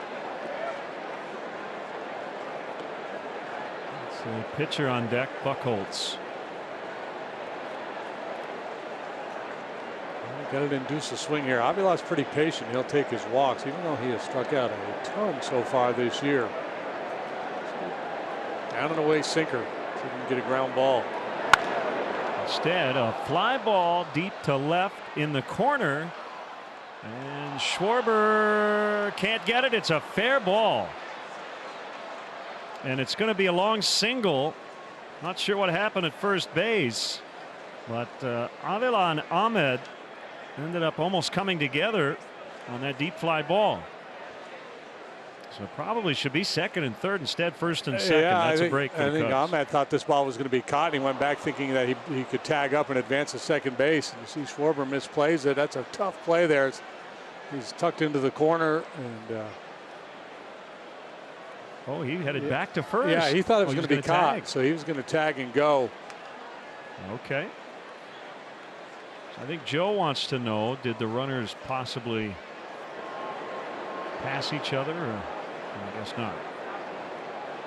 And they didn't. Yeah, it was actually a pretty good read by Ahmed. He'd gone about halfway, so, you know, once he ascertained the ball was going to stay in the yard, and it looked like Schwarber was going to be able to catch it. He thought, well, I'm going to tag up and get into scoring position.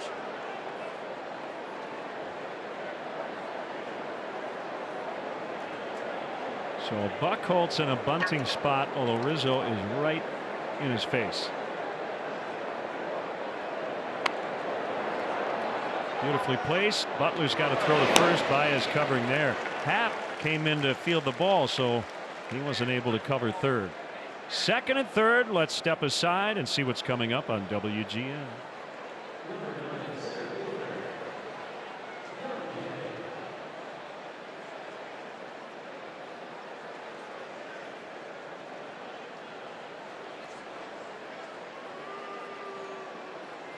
Game two. Diamondbacks took the opener 7-1, and they're leading 3-0 and threatening again. Infield in against John Jay. And a fly ball, not that deep. Ahmed will tag. Hayward the catch. Here's the throw. Good effort, but Ahmed got in. And they will appeal to third. 4-0 on a sac fly. And just deep enough to get the job done. Hayward gets off a very strong throw, and it's accurate. It's one hop right on the money.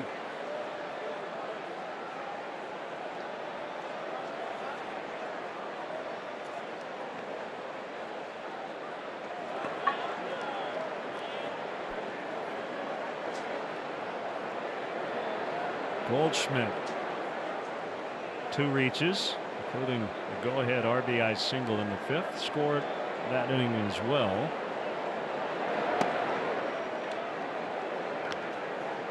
Conversations, you know, it's been a very interesting National League West this year with the Diamondbacks playing very well early on. Dodgers scuffling, had fallen 10 games off the pace at one point. The Dodgers have now moved into first place, but I mean, there's a lot of intrigue, and 4 of the 5 teams are still in the hunt. Diamondback fans can find optimism with Souza returning to lineup, and Lamb, you know, guys with pretty good track records who haven't done much yet. May be able to fuel a pretty good second half run for this group. They offensively, they haven't been very good. The pitching has been quite good.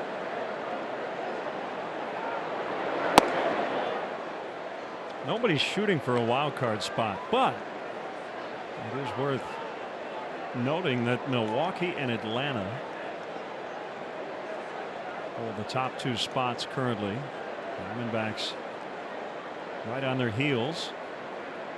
Yeah, the Pirates. A lot of intrigue in the National League. Not so much over in the American League. It's Red Sox, Yankees, Cleveland, Houston, pretty much sure things. Wild card, second wild card still up for grabs. Mariners 3 games better than the A's, or 2.5 better than the A's entering play tonight.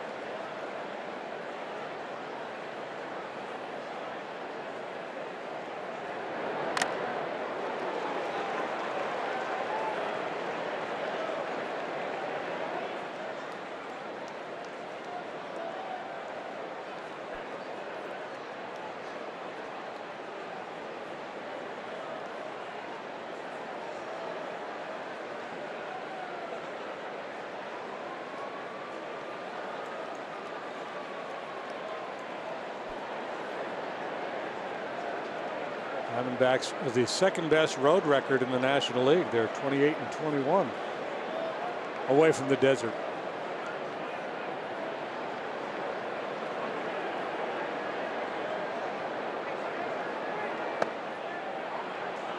Schmidt walks. Such a tough out.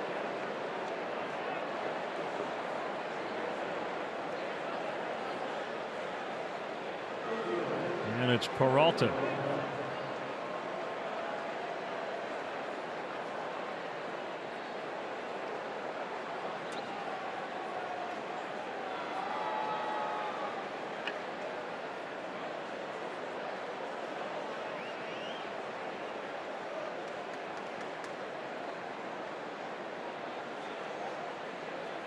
Butler's first pitch fouled upstairs onto the roof. Now, Jerry Krasnick of ESPN is now reporting that the Yankees have agreed to acquire Zach Britton from the Orioles for 3 minor league pitchers.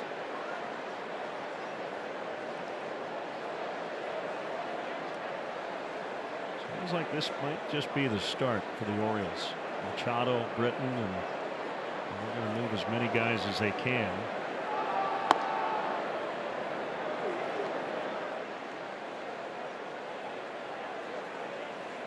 Orioles are 28-73. They could be eliminated within the next couple of weeks. Yeah, 42.5 games out.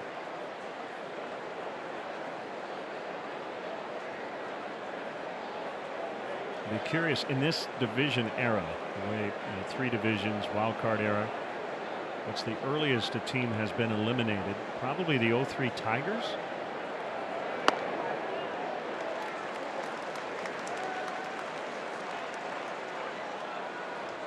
1-2. How many games did they lose that year? 119, maybe. I think they came up 1 loss shy of the record.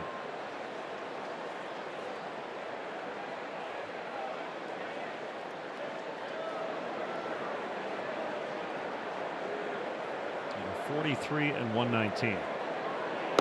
Finished 47 games out.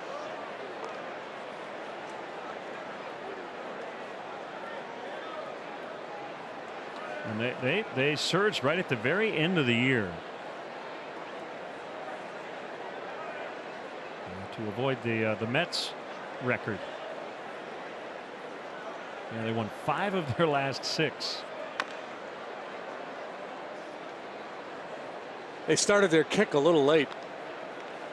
Well, the Orioles right now playing .277 baseball, winning percentage of .277. As I scroll through their history, that would be the lowest in team history. They've been playing since 1901. Well, the 03 Tigers played at a .305 clip. Check that. The 1939 Orioles went 43 and 111, .276.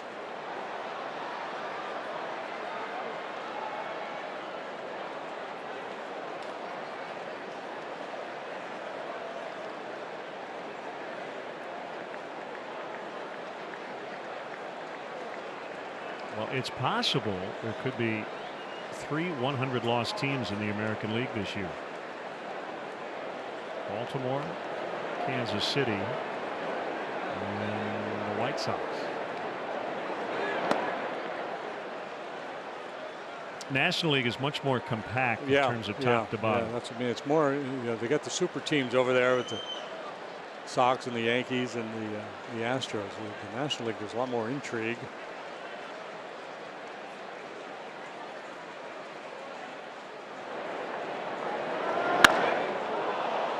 Fly to left field, and on the warning track is Schwarber, and he pulls it out of the vines to end the inning. They get 1 more. It's 4-0.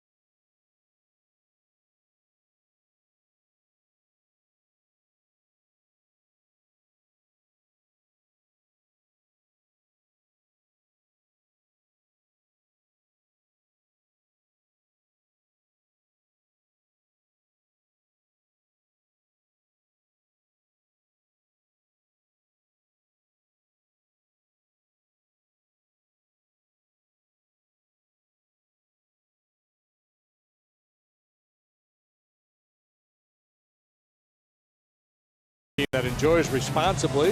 Budweiser reminds you to drink wiser.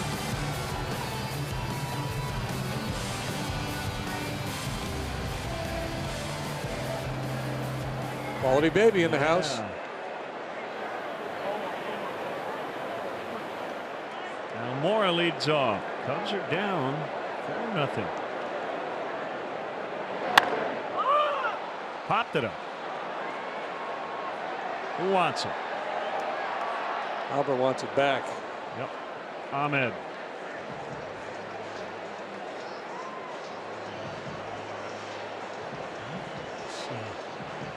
Diamondback pitching has been lights out here the second straight night. Last night, Patrick Corbin, 7 innings, 1 run, 9 strikeouts. I don't see Zach Greinke in this series.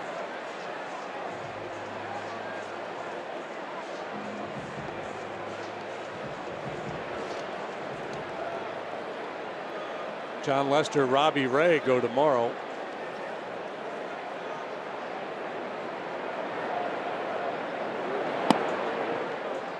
Before the game, the Hayward Family Fund provided a $100,000 donation to Future Ties, a nonprofit organization in the Woodlawn community, strengthening the family connection with after-school activities, mentoring, life skills, and summer programs. So nice going, Jason Hayward.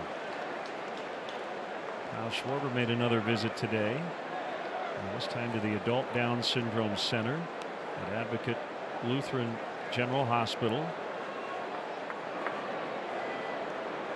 Anthony Rizzo handed out a big check from his foundation yesterday. Good stuff. Deep left and gone. A basket shot, and the Cubs are on the board. It's karma, baby. Hayward with number 7. Give away a lot of money, you get to hit a home run. Jesse Chavez in the middle of the dance circle there.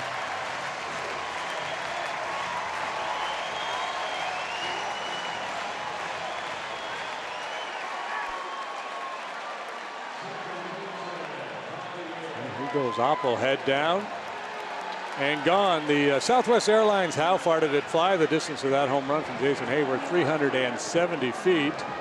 Go to WGNTV.com/contests for a chance to win round trip travel for 2 on Southwest Airlines in the United States and Puerto Rico. Number 7 for Hayward. Puerto Rico's own Javier Baez swings at a high one and fouls it off.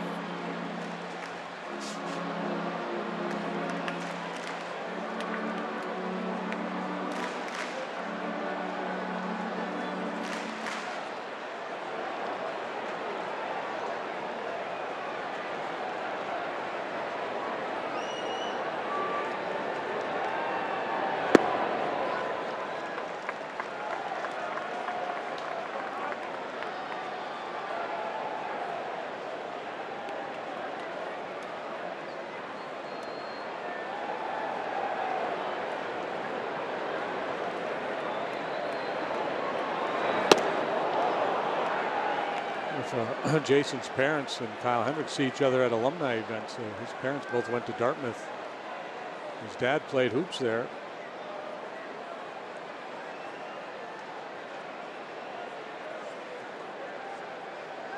Brewers coming back. They put up 3 in the 5th. They were down 4-0. Christian Yelich just hit a 2-run homer, so it's a 1-run game. 4-3 Nationals in the 5th. Baez is out on the pop out to Marte. And that brings up Ian Happ. Yeah, Davey Martinez, his first year as a big league manager, he's had to put out some fires lately. He have a face-to-face with Bryce Harper right before the break for not hustling. Trey Turner not in the lineup tonight, apparently for not running out a ball yesterday. But some things in the local media back there about the bullpen not happy with the way they've been communicated to.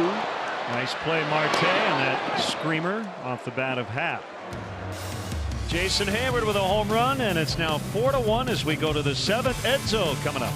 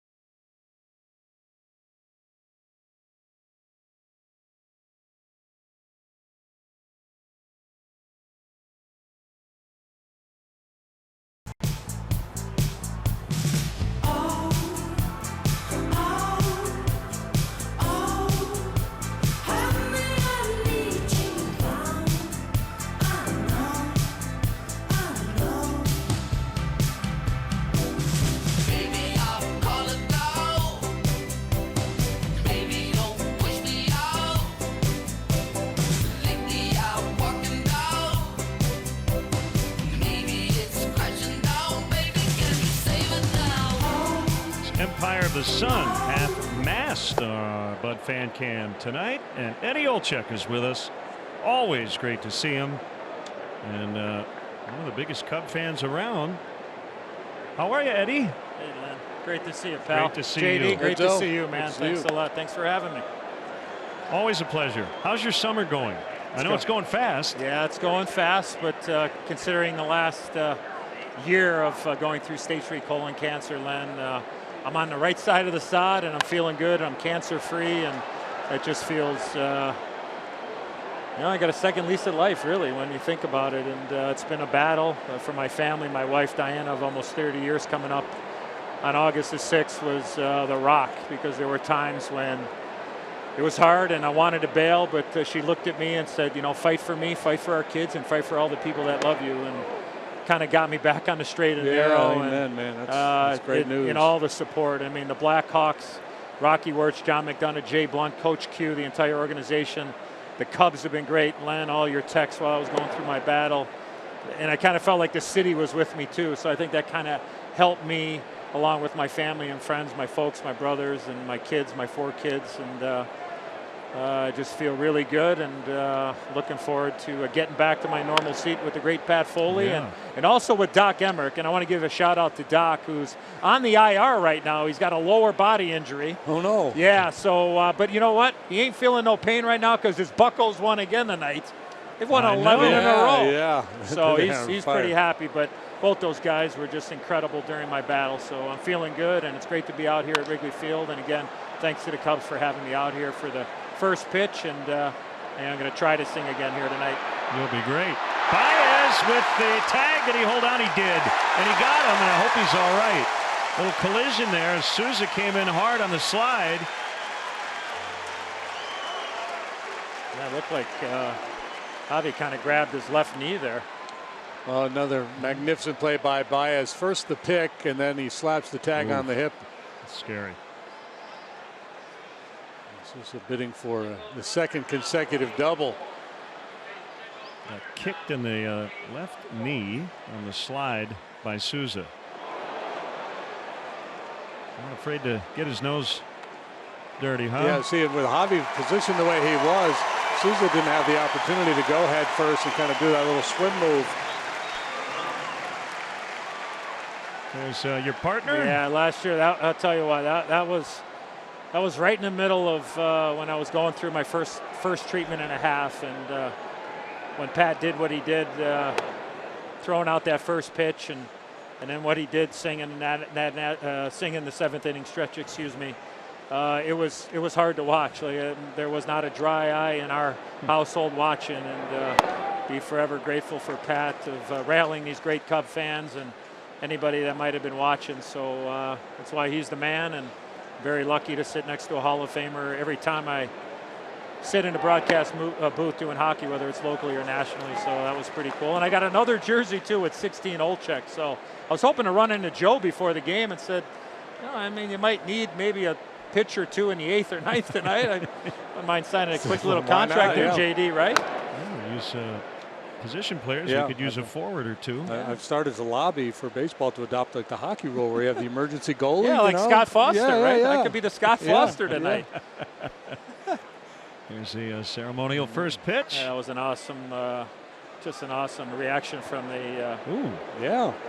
Mike Montgomery was terrific. I had a chance to visit with Mike, and said I had a little tail on that. I don't know if that was a compliment or not, but I just had to get it over the plate. That's all I wanted to do, and had a lot of pressure from a lot of people saying don't bounce it in there. So there wasn't much speed on there, but it was a lot of fun. Got the Blackhawks convention coming up. This weekend. That's always a lot of fun. Great celebration. Yeah, I mean the Blackhawks do an incredible job. 365 days a year, and welcome back Chris Chelios, the greatest hockey player ever to come from the city of Chicago, and in my opinion, the greatest American-born player ever to play in the National Hockey League, and that's saying something, Len and JD. And Chelly's coming back as a team ambassador, so it'll be great to see him this weekend. But Taves, Kane, Crawford, Keith will be in attendance on this weekend, and looking forward to seeing all the great fans. Get ready to sing here, Edzo. Thanks, boys. Go to Blackhawks.com for more on the convention. And the stretch brought to you by Budweiser. This Bud's for you. Guest conductor for Take Me Out to the Ball Game, Blackhawks TV analyst Eddie Olczyk. Okay, Cub fans, let me hear ya. Okay, Gary, a 1, a 2, a 3. Take me out to the ball game.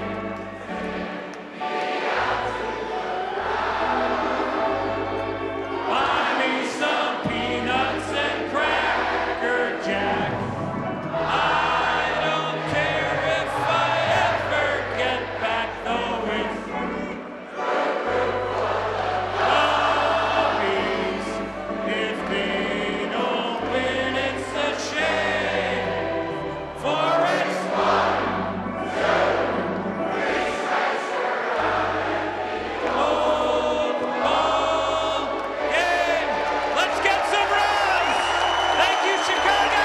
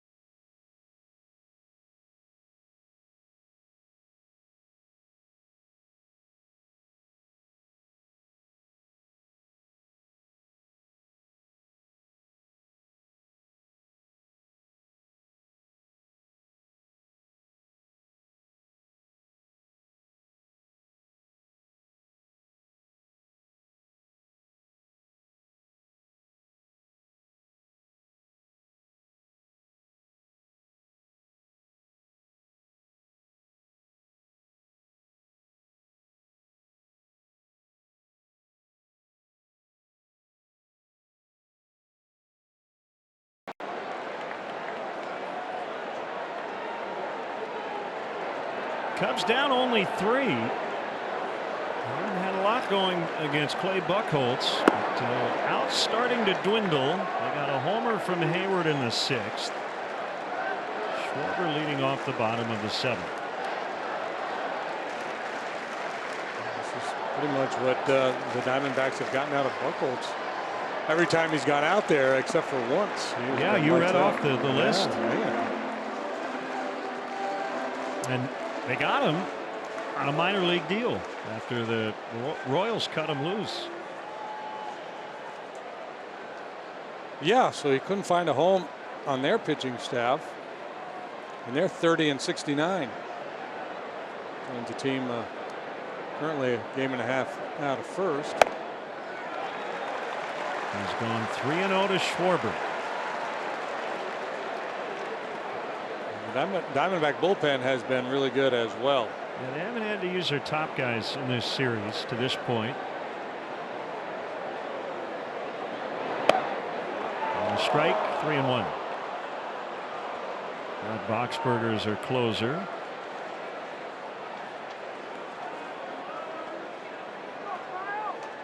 Andrew Chafin is up.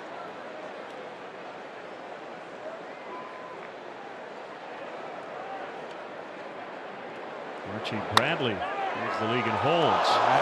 Paul Goldschmidt to Buchholz for the out. Maybe a 2-base hit off the bat, and Goldschmidt able to flag it. He's won 3 Gold Gloves. He's an outstanding player. He can do everything.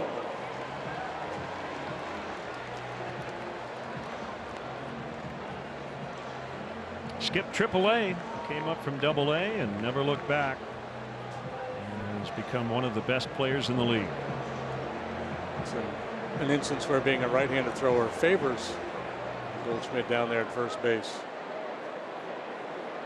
Glove to the line side.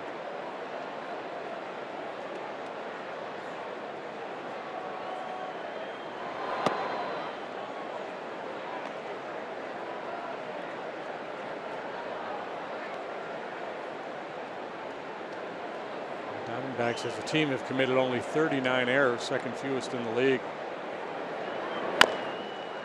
Top fielding percentage. The Budweiser Concert Series at Gallagher Way presents their third show Thursday, August 9th. Get your country rock fix with Blackberry Smoke, followed by the mix of blues, funk, soul, and rock with J.J. Gray and Mofro. Tickets are only $30. Available right now at GallagherWay.com/events. And repeating from earlier, first start in a month for Buchholz, who had dealt with an oblique injury. You'd never know it.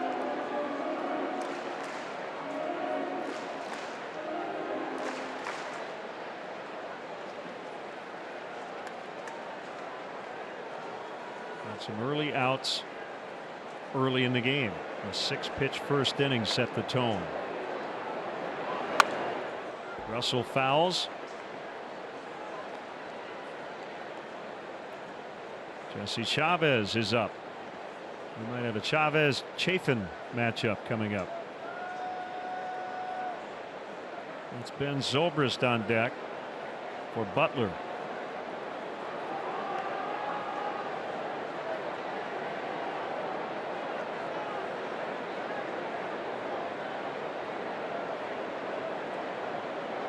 A wind and a 1-2. 2 balls, 2 strikes. Interesting personal biographical note on Clay Buchholz. He was introduced to his wife Lindsay, a former model, by then future President Donald Trump in 2008.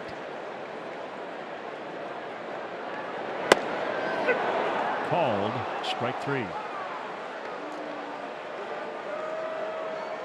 So 2 outs here in the 7th. Hey, Cup fans, download the My Bono Rewards app today and follow along for your chance to score free beef sandwiches throughout the season.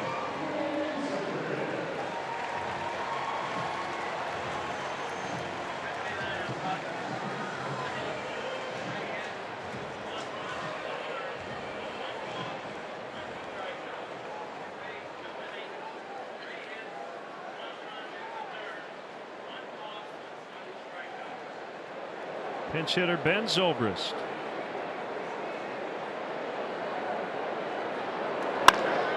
Line into center, base hit. We had the shortstop Ahmed playing right in the perfect spot, but Zobrist hit it over him. Oh, absolutely scalded by Ben.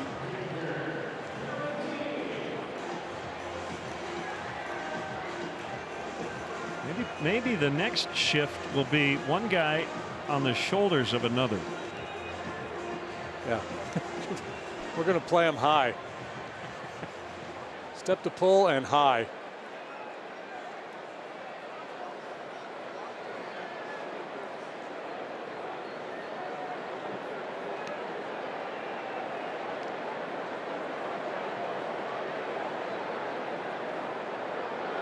By the way, and we certainly wish Doc Emmerich get well wishes. I love that even hockey announcers are not specific about their injuries. Lower body. Yeah. Can't give away anything to the competition.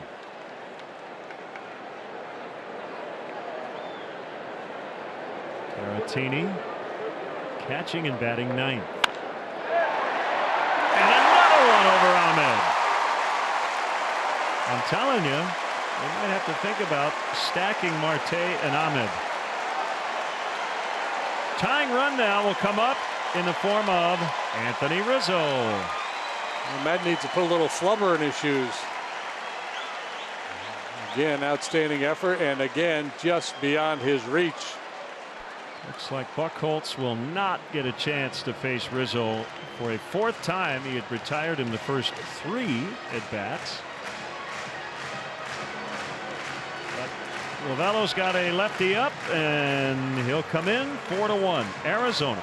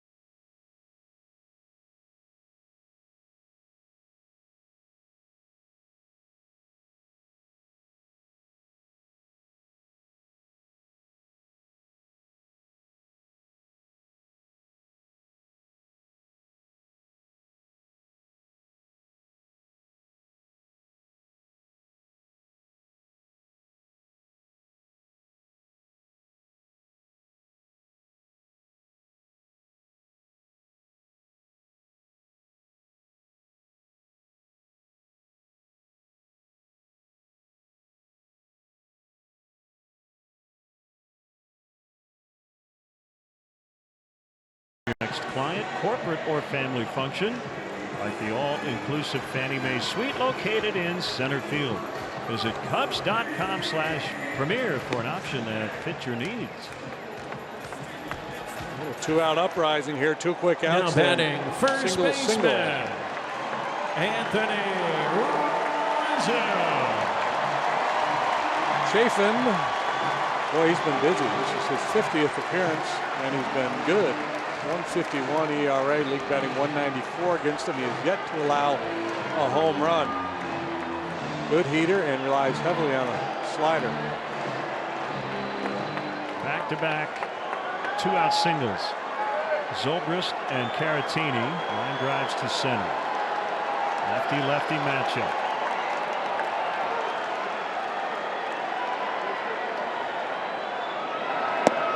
It's kind of set up for a home run, isn't it? Chafin hasn't allowed a homer all year. Rizzo hasn't homered in a month.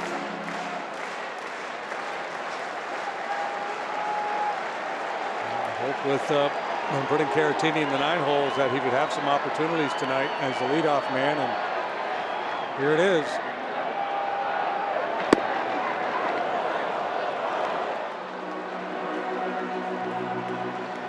The wind will not hurt Rizzo on a fly ball. If anything, it's just softly. I don't know what it's doing, really. Nothing.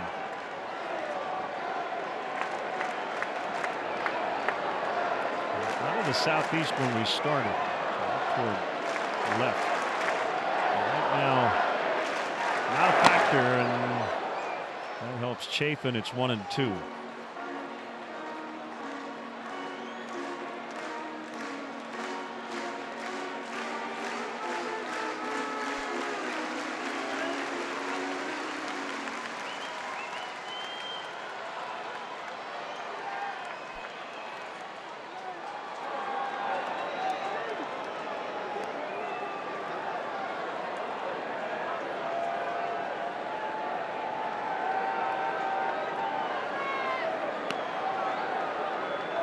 Pitcher comes set. The 1-2 to Rizzo is low.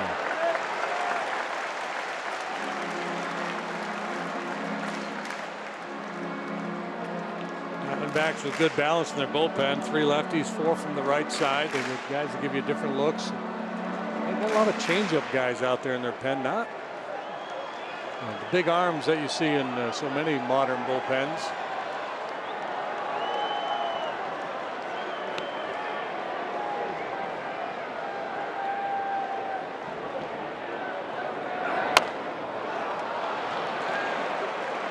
Good work to get a piece of that slider. That's the put away pitch for Chafin.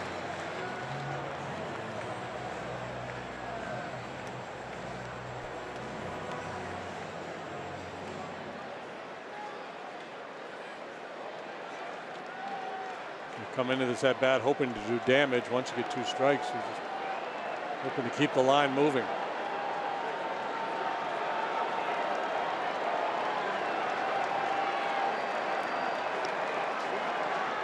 From the third base side, and the pitch is fouled near the Cub dugout and into the dugout as Lamb ended up sliding right into the barrier in front of Chili Davis.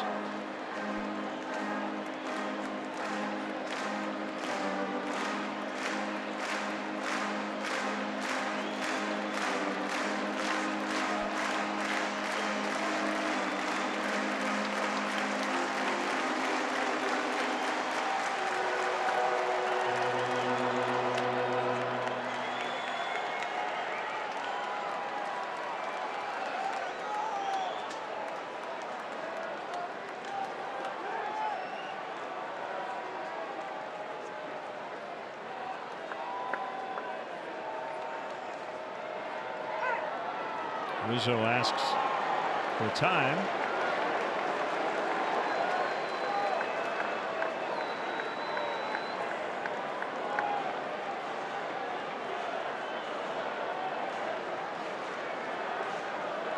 League leading 50th appearance for Chafin.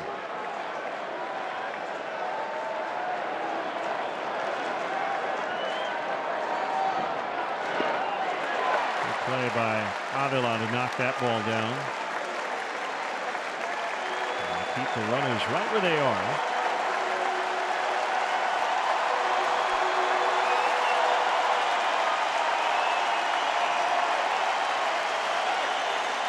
So whatever I do, I'm not going to hang this one slider.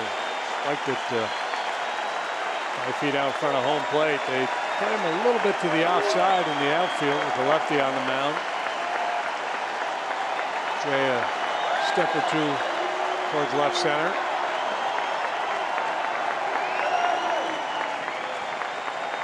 Runners take off.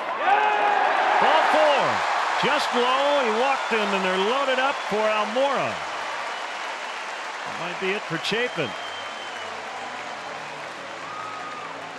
1 and done.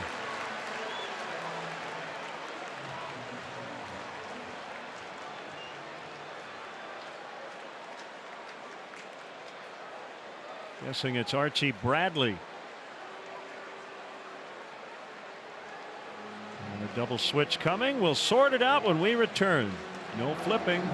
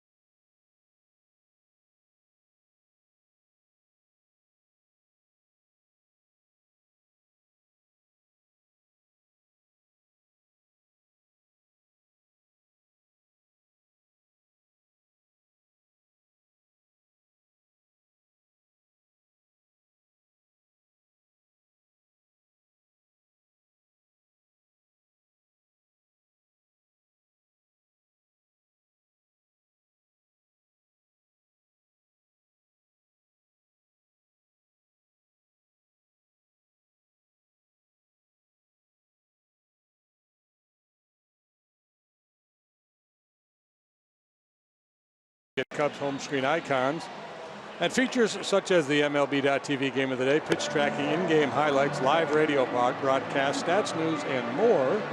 Download MLB at Bat today. Here's Archie Bradley, 6'4", 225. Terrific year last year. Put up a 173 in 63 appearances. He's got a 311 this season, making his 49th appearance. Big reason for that spike in ERA, his last time out against the Rockies. 2/3 of an inning, he allowed 6 earned runs. 6 of the 16 he has allowed all year. So we take that one out of the equation, and it's another outstanding year for Archie Bradley. Bases loaded. Almora takes a strike. We saw Chris Owings now playing third. So I mentioned that the Diamondbacks bullpen was kind of atypical, not a lot of power arms. If Bradley is a power arm, he'll go upper 90s. Good curveball and a quality beard. The 0-1, strike 2. Oh, that's tough. Two pitches. Devastating pitches. In that spot with velocity. Yeah. Now Albert likes velocity. He can hit 96, but that's tough. 96 painted on the outside corner.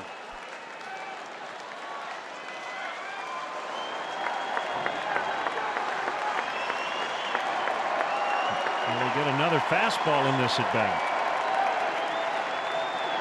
Yep. 97. Yeah, that was a dangerous pitch. Elevate a little bit. He's good up. He handles velocity. He likes the ball up. Definitely a pitch to hit. with 2 strikes.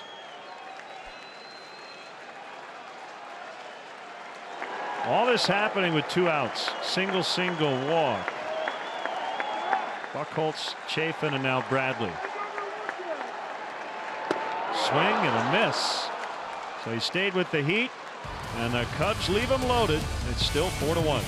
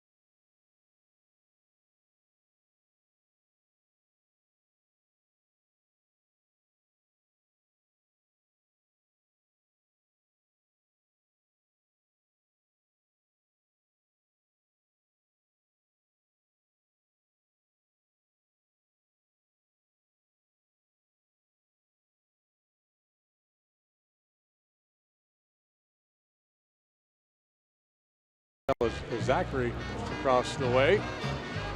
Check out the Cubs' upcoming schedule, brought to you by Ram Trucks. Guts Glory Ram. Manana 1:20. And then same on Thursday, and then Friday we're off to the Lou. Jesse Chavez has been perfect as a Cub. This will be his 3rd appearance since he was acquired from Texas.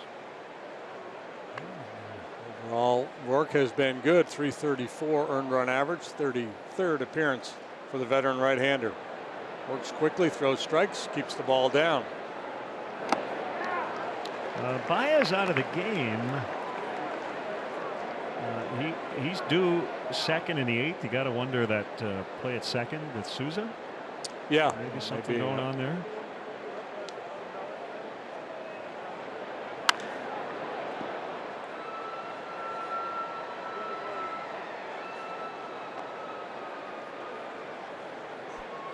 The new guy gets brought into the middle of the dance circle.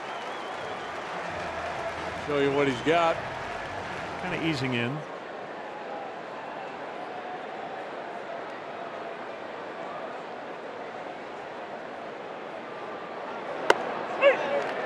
Called strike 3 to get Ahmed.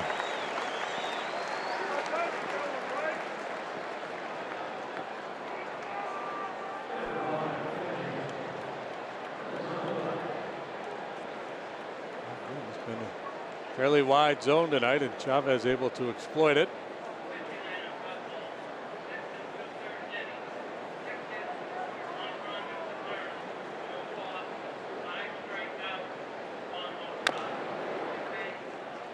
Avila bounces foul. 1 strike on Alex. 4-1 Arizona. 3-run 5th.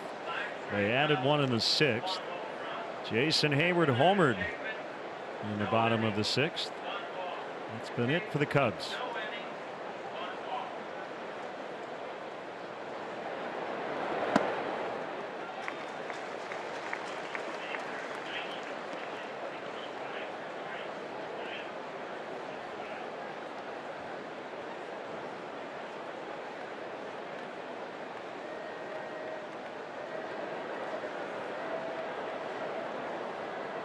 0-2. He missed in his favor.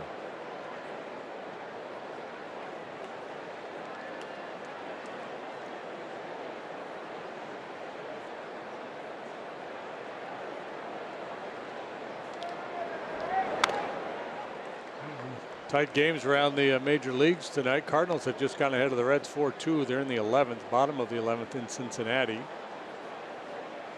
Orioles lead the Red Sox 7-6, top 9. Dodgers, Phillies are in the 10th, tied at 4. Nationals continue to lead the Brewers 4-3. They're in the bottom of the 7th.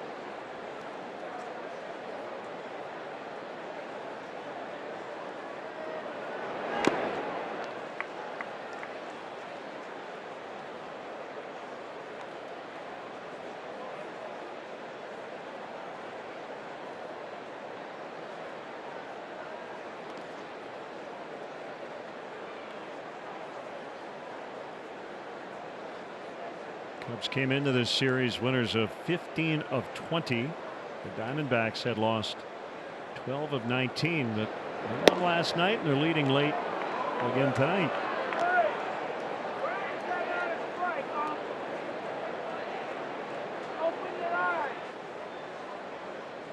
Tony Lovello and his bench coach Jerry Narron.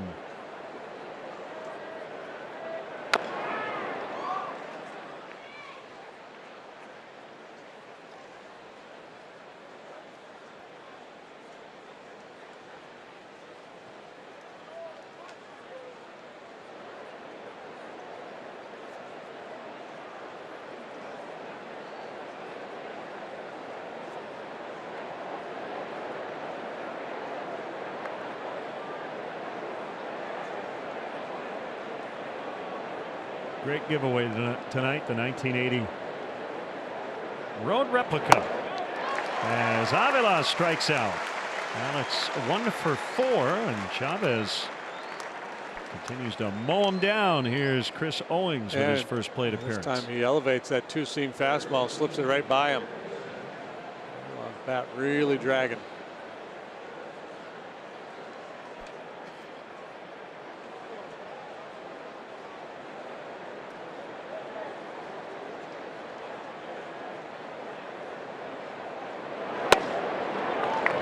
Looks at a strike.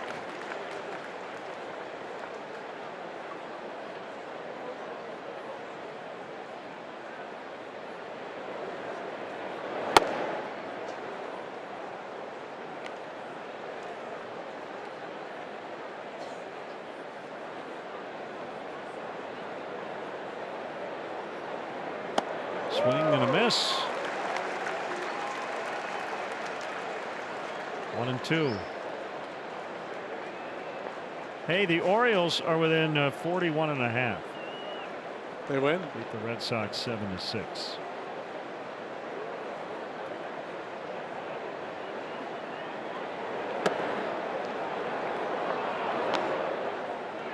A bunch of home runs in that game.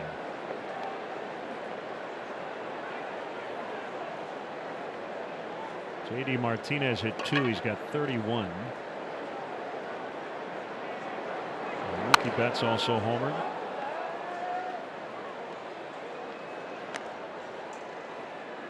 Blake Swihart homered for the Red Sox. Scope and Beckham for the Orioles. It's Tim Beckham.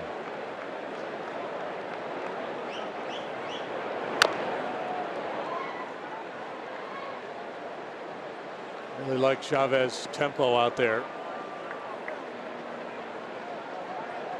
He knows what he's doing, and he does it quickly. Yeah. I just have to enjoy playing behind him.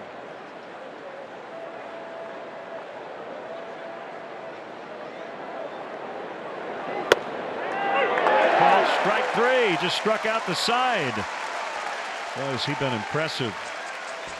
And Cubs pinstripes. Bottom 8. 4-1 Arizona.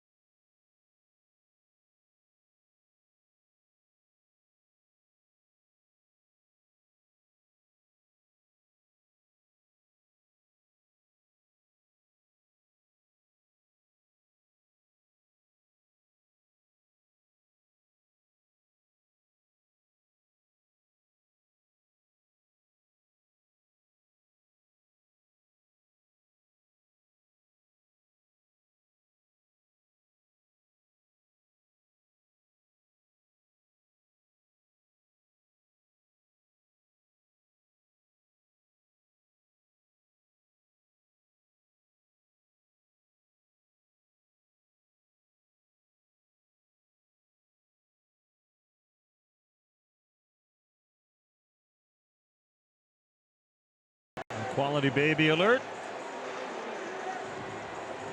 4-1 Arizona.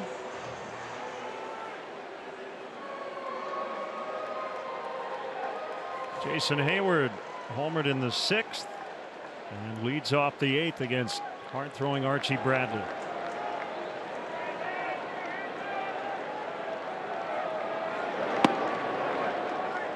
Fourth drive of the game. Opposite field shot for Hayward.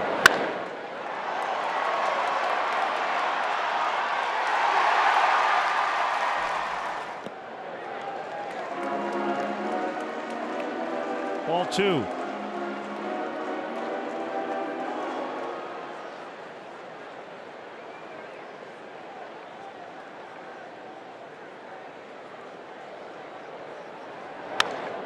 Late swing to make it 2-1. Steve Cishek is up. So 11 in a row for the Pirates. 9-4 the final tonight. 17-game hitting streak. Starling Marte. And they're doing this without Francisco Cervelli. He's on the concussion DL. Yeah, they're scoring a bunch of runs. It's second longest winning streak in Major League Baseball this year. The Red Sox, or the Astros, excuse me, ran off 12 in a row earlier this year. Last 5 games, the Pirates have outscored their opponents 43-8.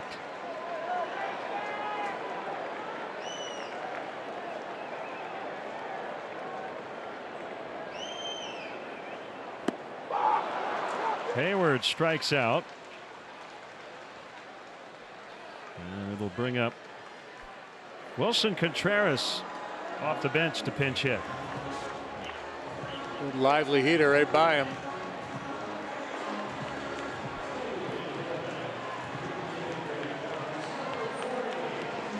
That's for Chavez. That series next week in Pittsburgh will be a 2-gamer Tuesday and Wednesday night. Cubs and the Bucks.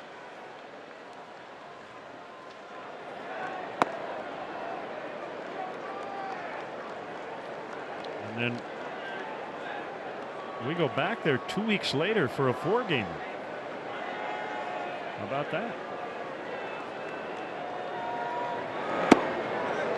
Hopefully they cool off before this set coming up. I mean, we've talked about that a lot. Sometimes it's not who you play, but when you play them. That was the case with the Reds about a month ago when Cubs went in there and got beat up.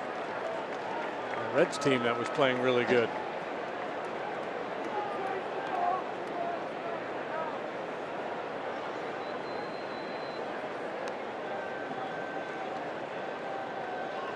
Game is over in Cincinnati. The Cardinals did win 4-2 in 11 innings. Bounce to the third baseman, Owens.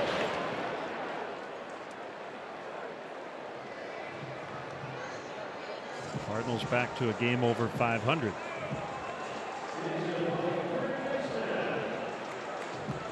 The A's are actually trailing at Texas tonight. The A's have been rattling off a bunch of wins. They're down 10-5 in the bottom of the 7th.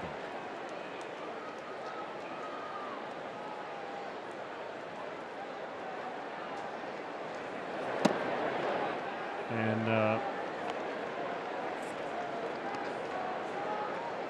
J.B. Wendelken pitching for the A's.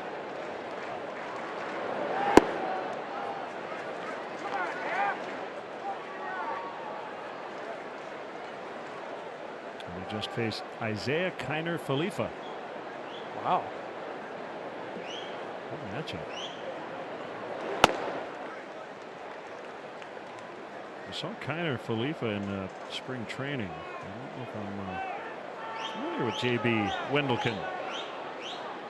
It was just his 11th major league appearance. That would explain it.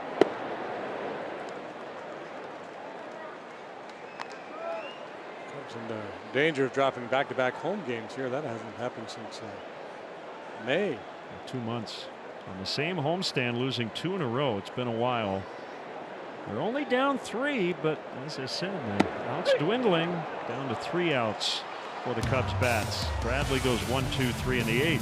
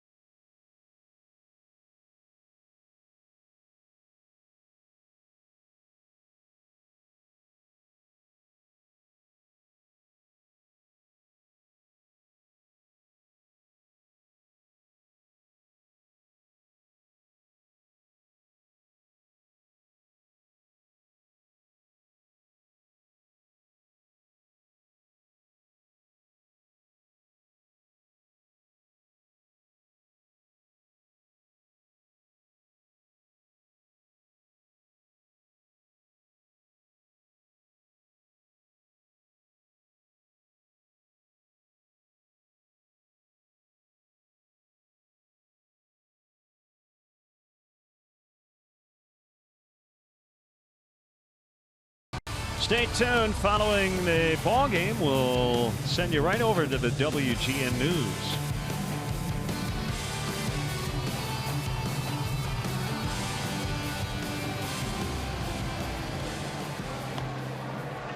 Caratini has been pretty versatile on this homestand. He's already pitched twice. He's going to move from catcher to third.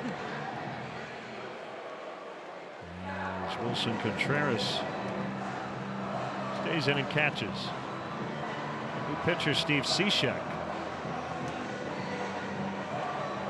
49th time for Cishek. He's been out there more than any other Cub, and he's among the league leaders. 2-1 with a 199. Very valuable. Butler for 2, and he allowed a run. Chavez punches out the side in his 1 inning, and now Cishek. All 1 to John Jay. 1 out, the triple. Yep, that big triple in the 5th got everything started for the Diamondbacks. Cubs pull the infield in. Goldschmidt punched a base hit to right. And they were off and running. Ended up putting a 3 spot on the board there in the 5th.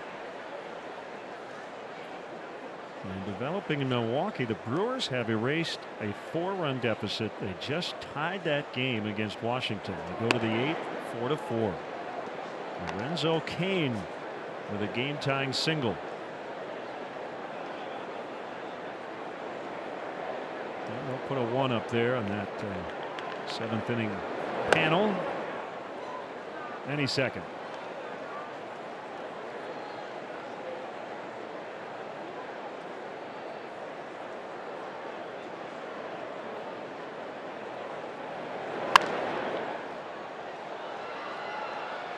If you wanted a foul ball,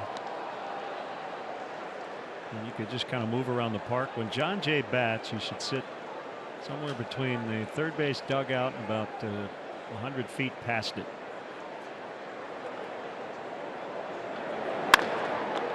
Nice play by Cishek.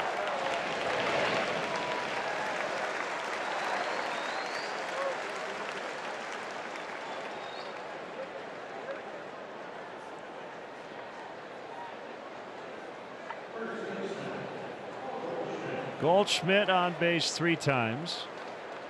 The go-ahead RBI in the 5th.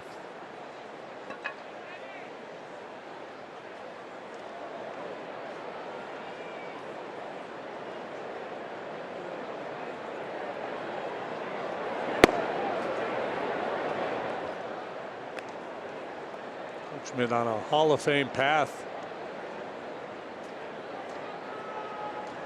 5th among actives in OPS.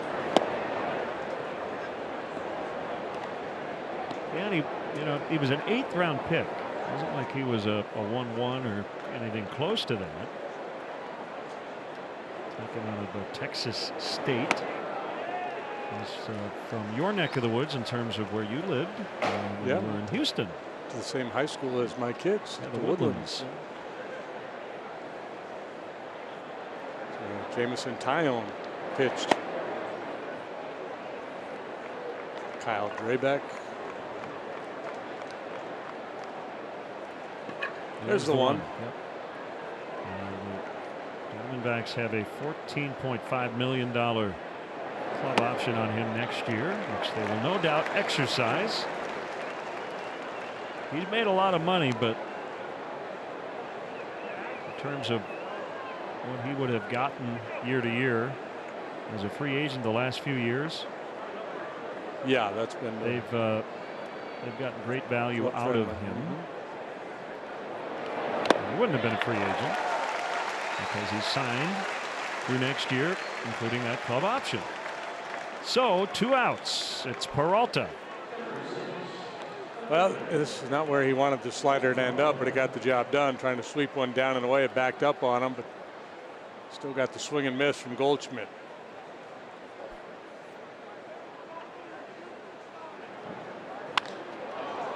Peralta with a base hit. Schwarber over to cut it off. Actually, Goldschmidt and Anthony Rizzo is similar stories. They signed long-term deals early in their career to kind of get that first one out of the way and make sure their family's taken care of. And both should be able to cash in once they do become free agents.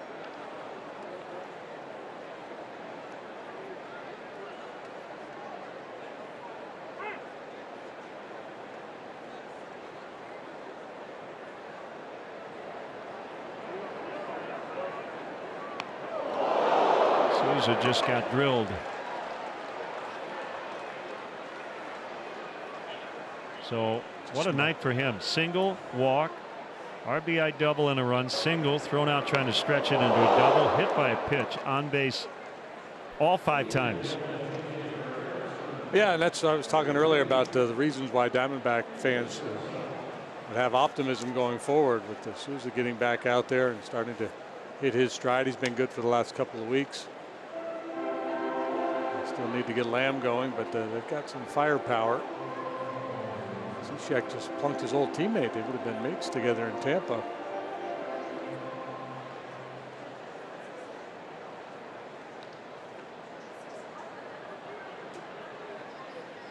Maybe Souza beat him in a pregame backgammon tournament. Thinking, yeah.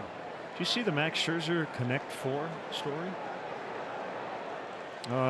Souza and Rizzo are having a little conversation.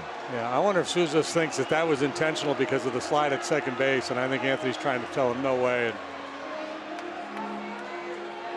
Torey Lovello coming out. The bullpens both now coming out to the warning track.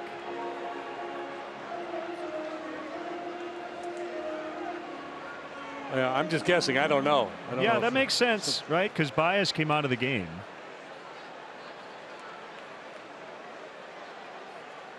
It's interesting, though. Lovello out there kind of giving Souza his opinion on everything. There's the play. Yeah, and there was no, there was nothing. He kind of slapped Javi on the back, and there was no indication from Javi that he was upset, thought it was a dirty play or anything. No, he didn't go out of his way, I don't think. No. Just tell him he got me on the knee, and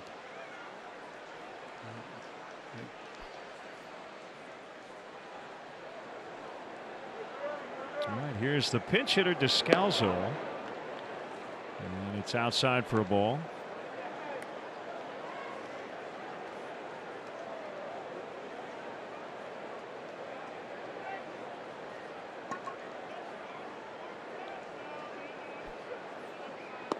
Slider outside.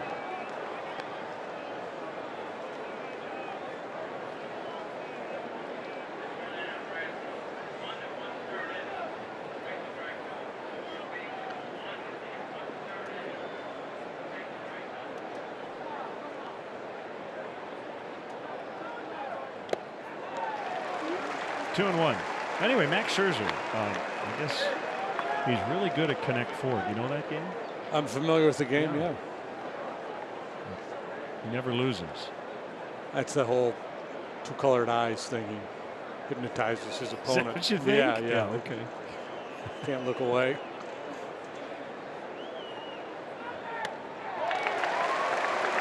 Two and two.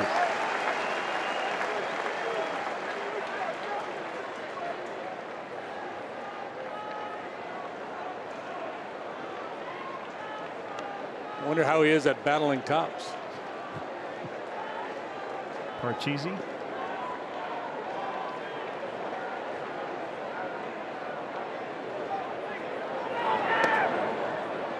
Low, it's full. It used to be just cards in the clubhouse years ago, and then maybe dominoes. And now there's video games and all kinds of diversions.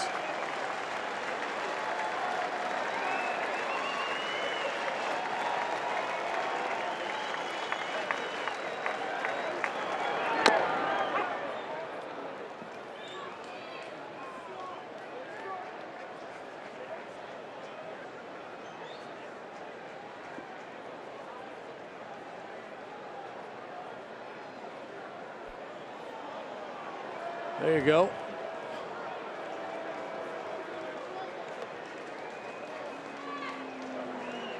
Great game.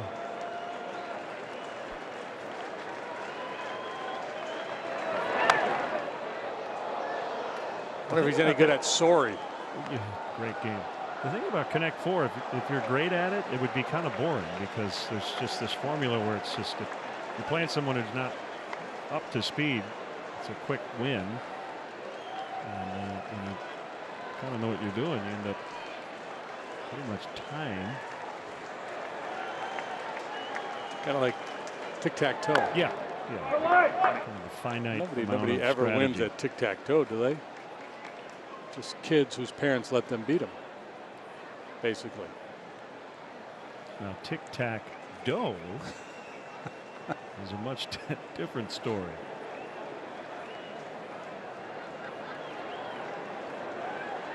Good battle here. Cishek and Descalzo.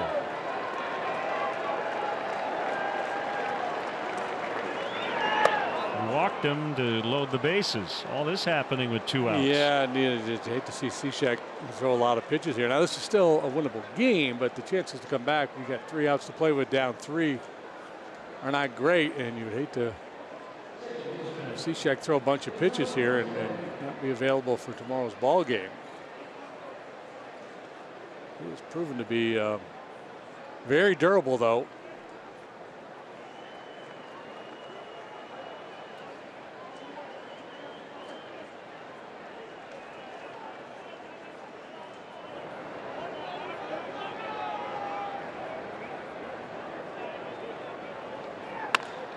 Ground ball, diving stop, Russell, and they'll get a run by keeping it on the infield. He likely saved 1 extra run. So Marte with an RBI hit, and it's 5-1.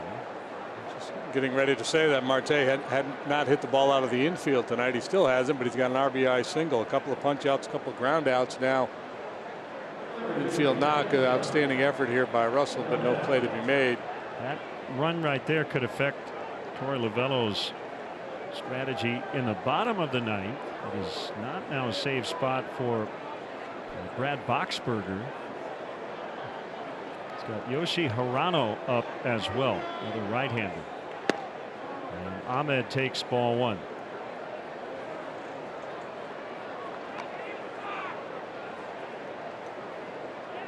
Yeah, I think a lot will be determined if they get any more and how busy Boxberger has been lately.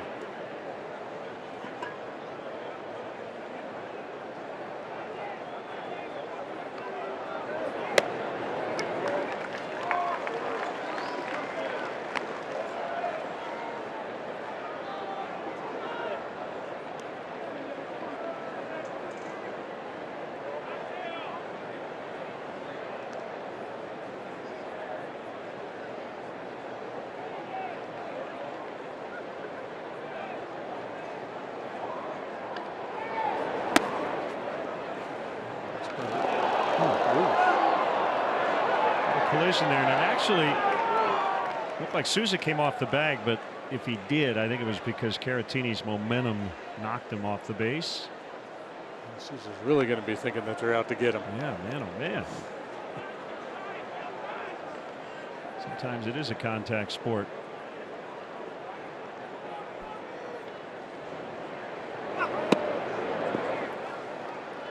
Boxberger has not been very busy. He's only pitched once since the All-Star break.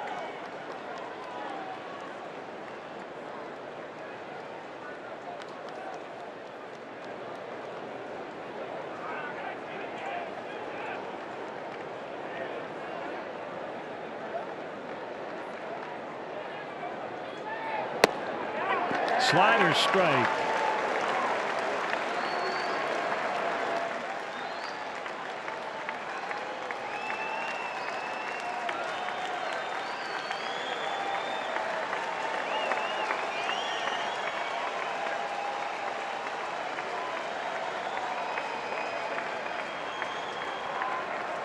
Three-two, and a pop-up. Rizzo calling off Zobrist, and that's it. The Diamondbacks get one. It's 5-1 as we go to the bottom of the ninth.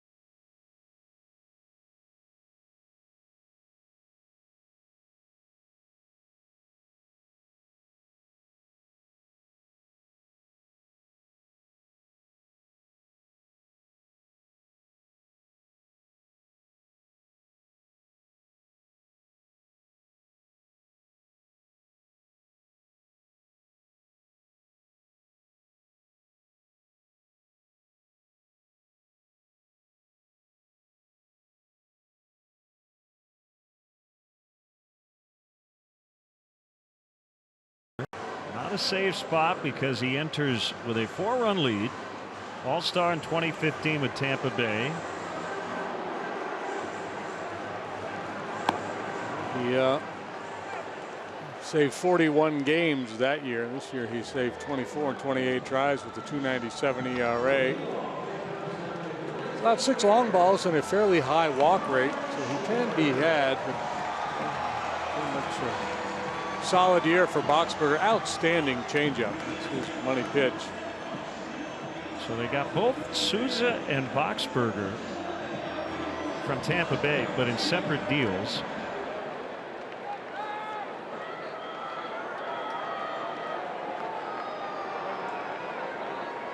Boxberger acquired in November.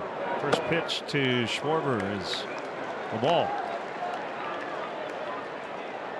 Cubs have been the top offense in the National League. They have scored, however, just 2 runs so far in the first 2 games of this series.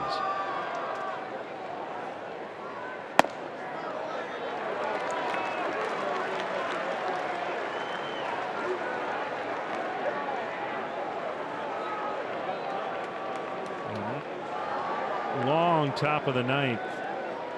May knock Steve Cishek out of commission tomorrow. Yeah, that's my fear. 30 pitch 9th inning.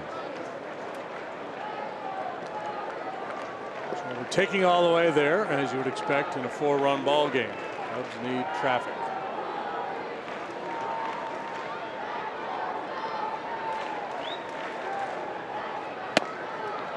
Two and two.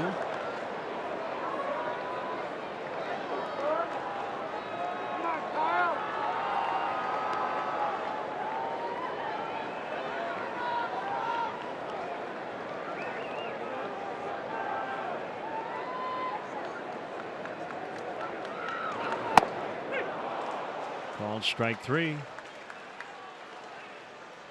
Kyle may have gone around, but it looked like it was a called strike by Dreckman. Borderline. And Kyle's been caught looking tonight. He's also grounded out twice. Tough night for him. 0 for 4 and a misplay in the outfield.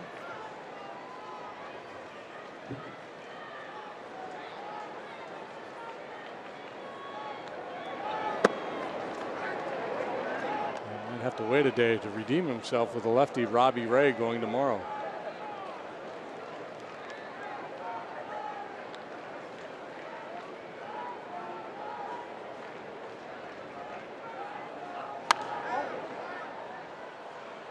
Yeah, right back at it tomorrow afternoon. 121st pitch, lefty day.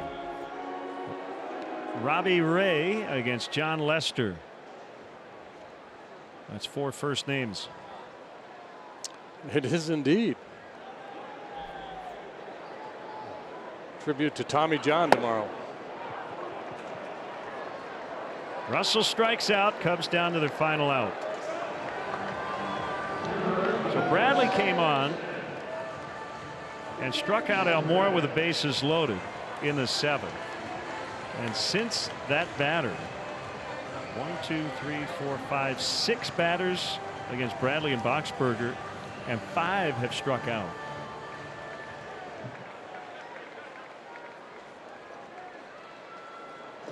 It was a very 2018 occurrence.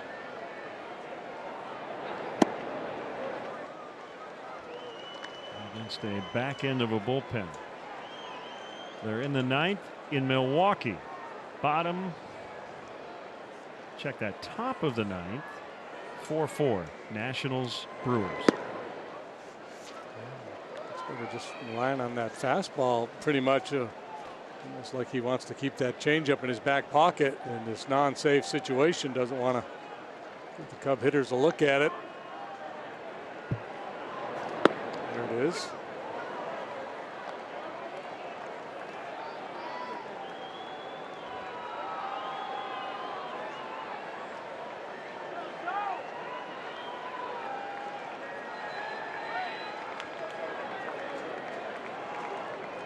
A 1-2 is outside.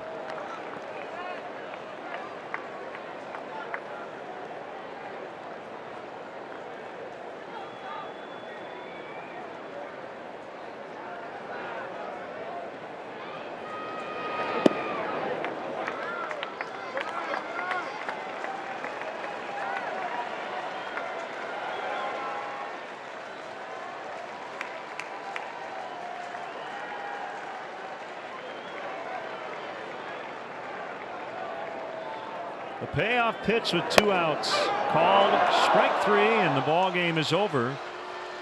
So Boxberger strikes out the side, and the last 7 men to bat in this game, something like that, yeah, struck out. So 5-1 Arizona, the final. We'll be back.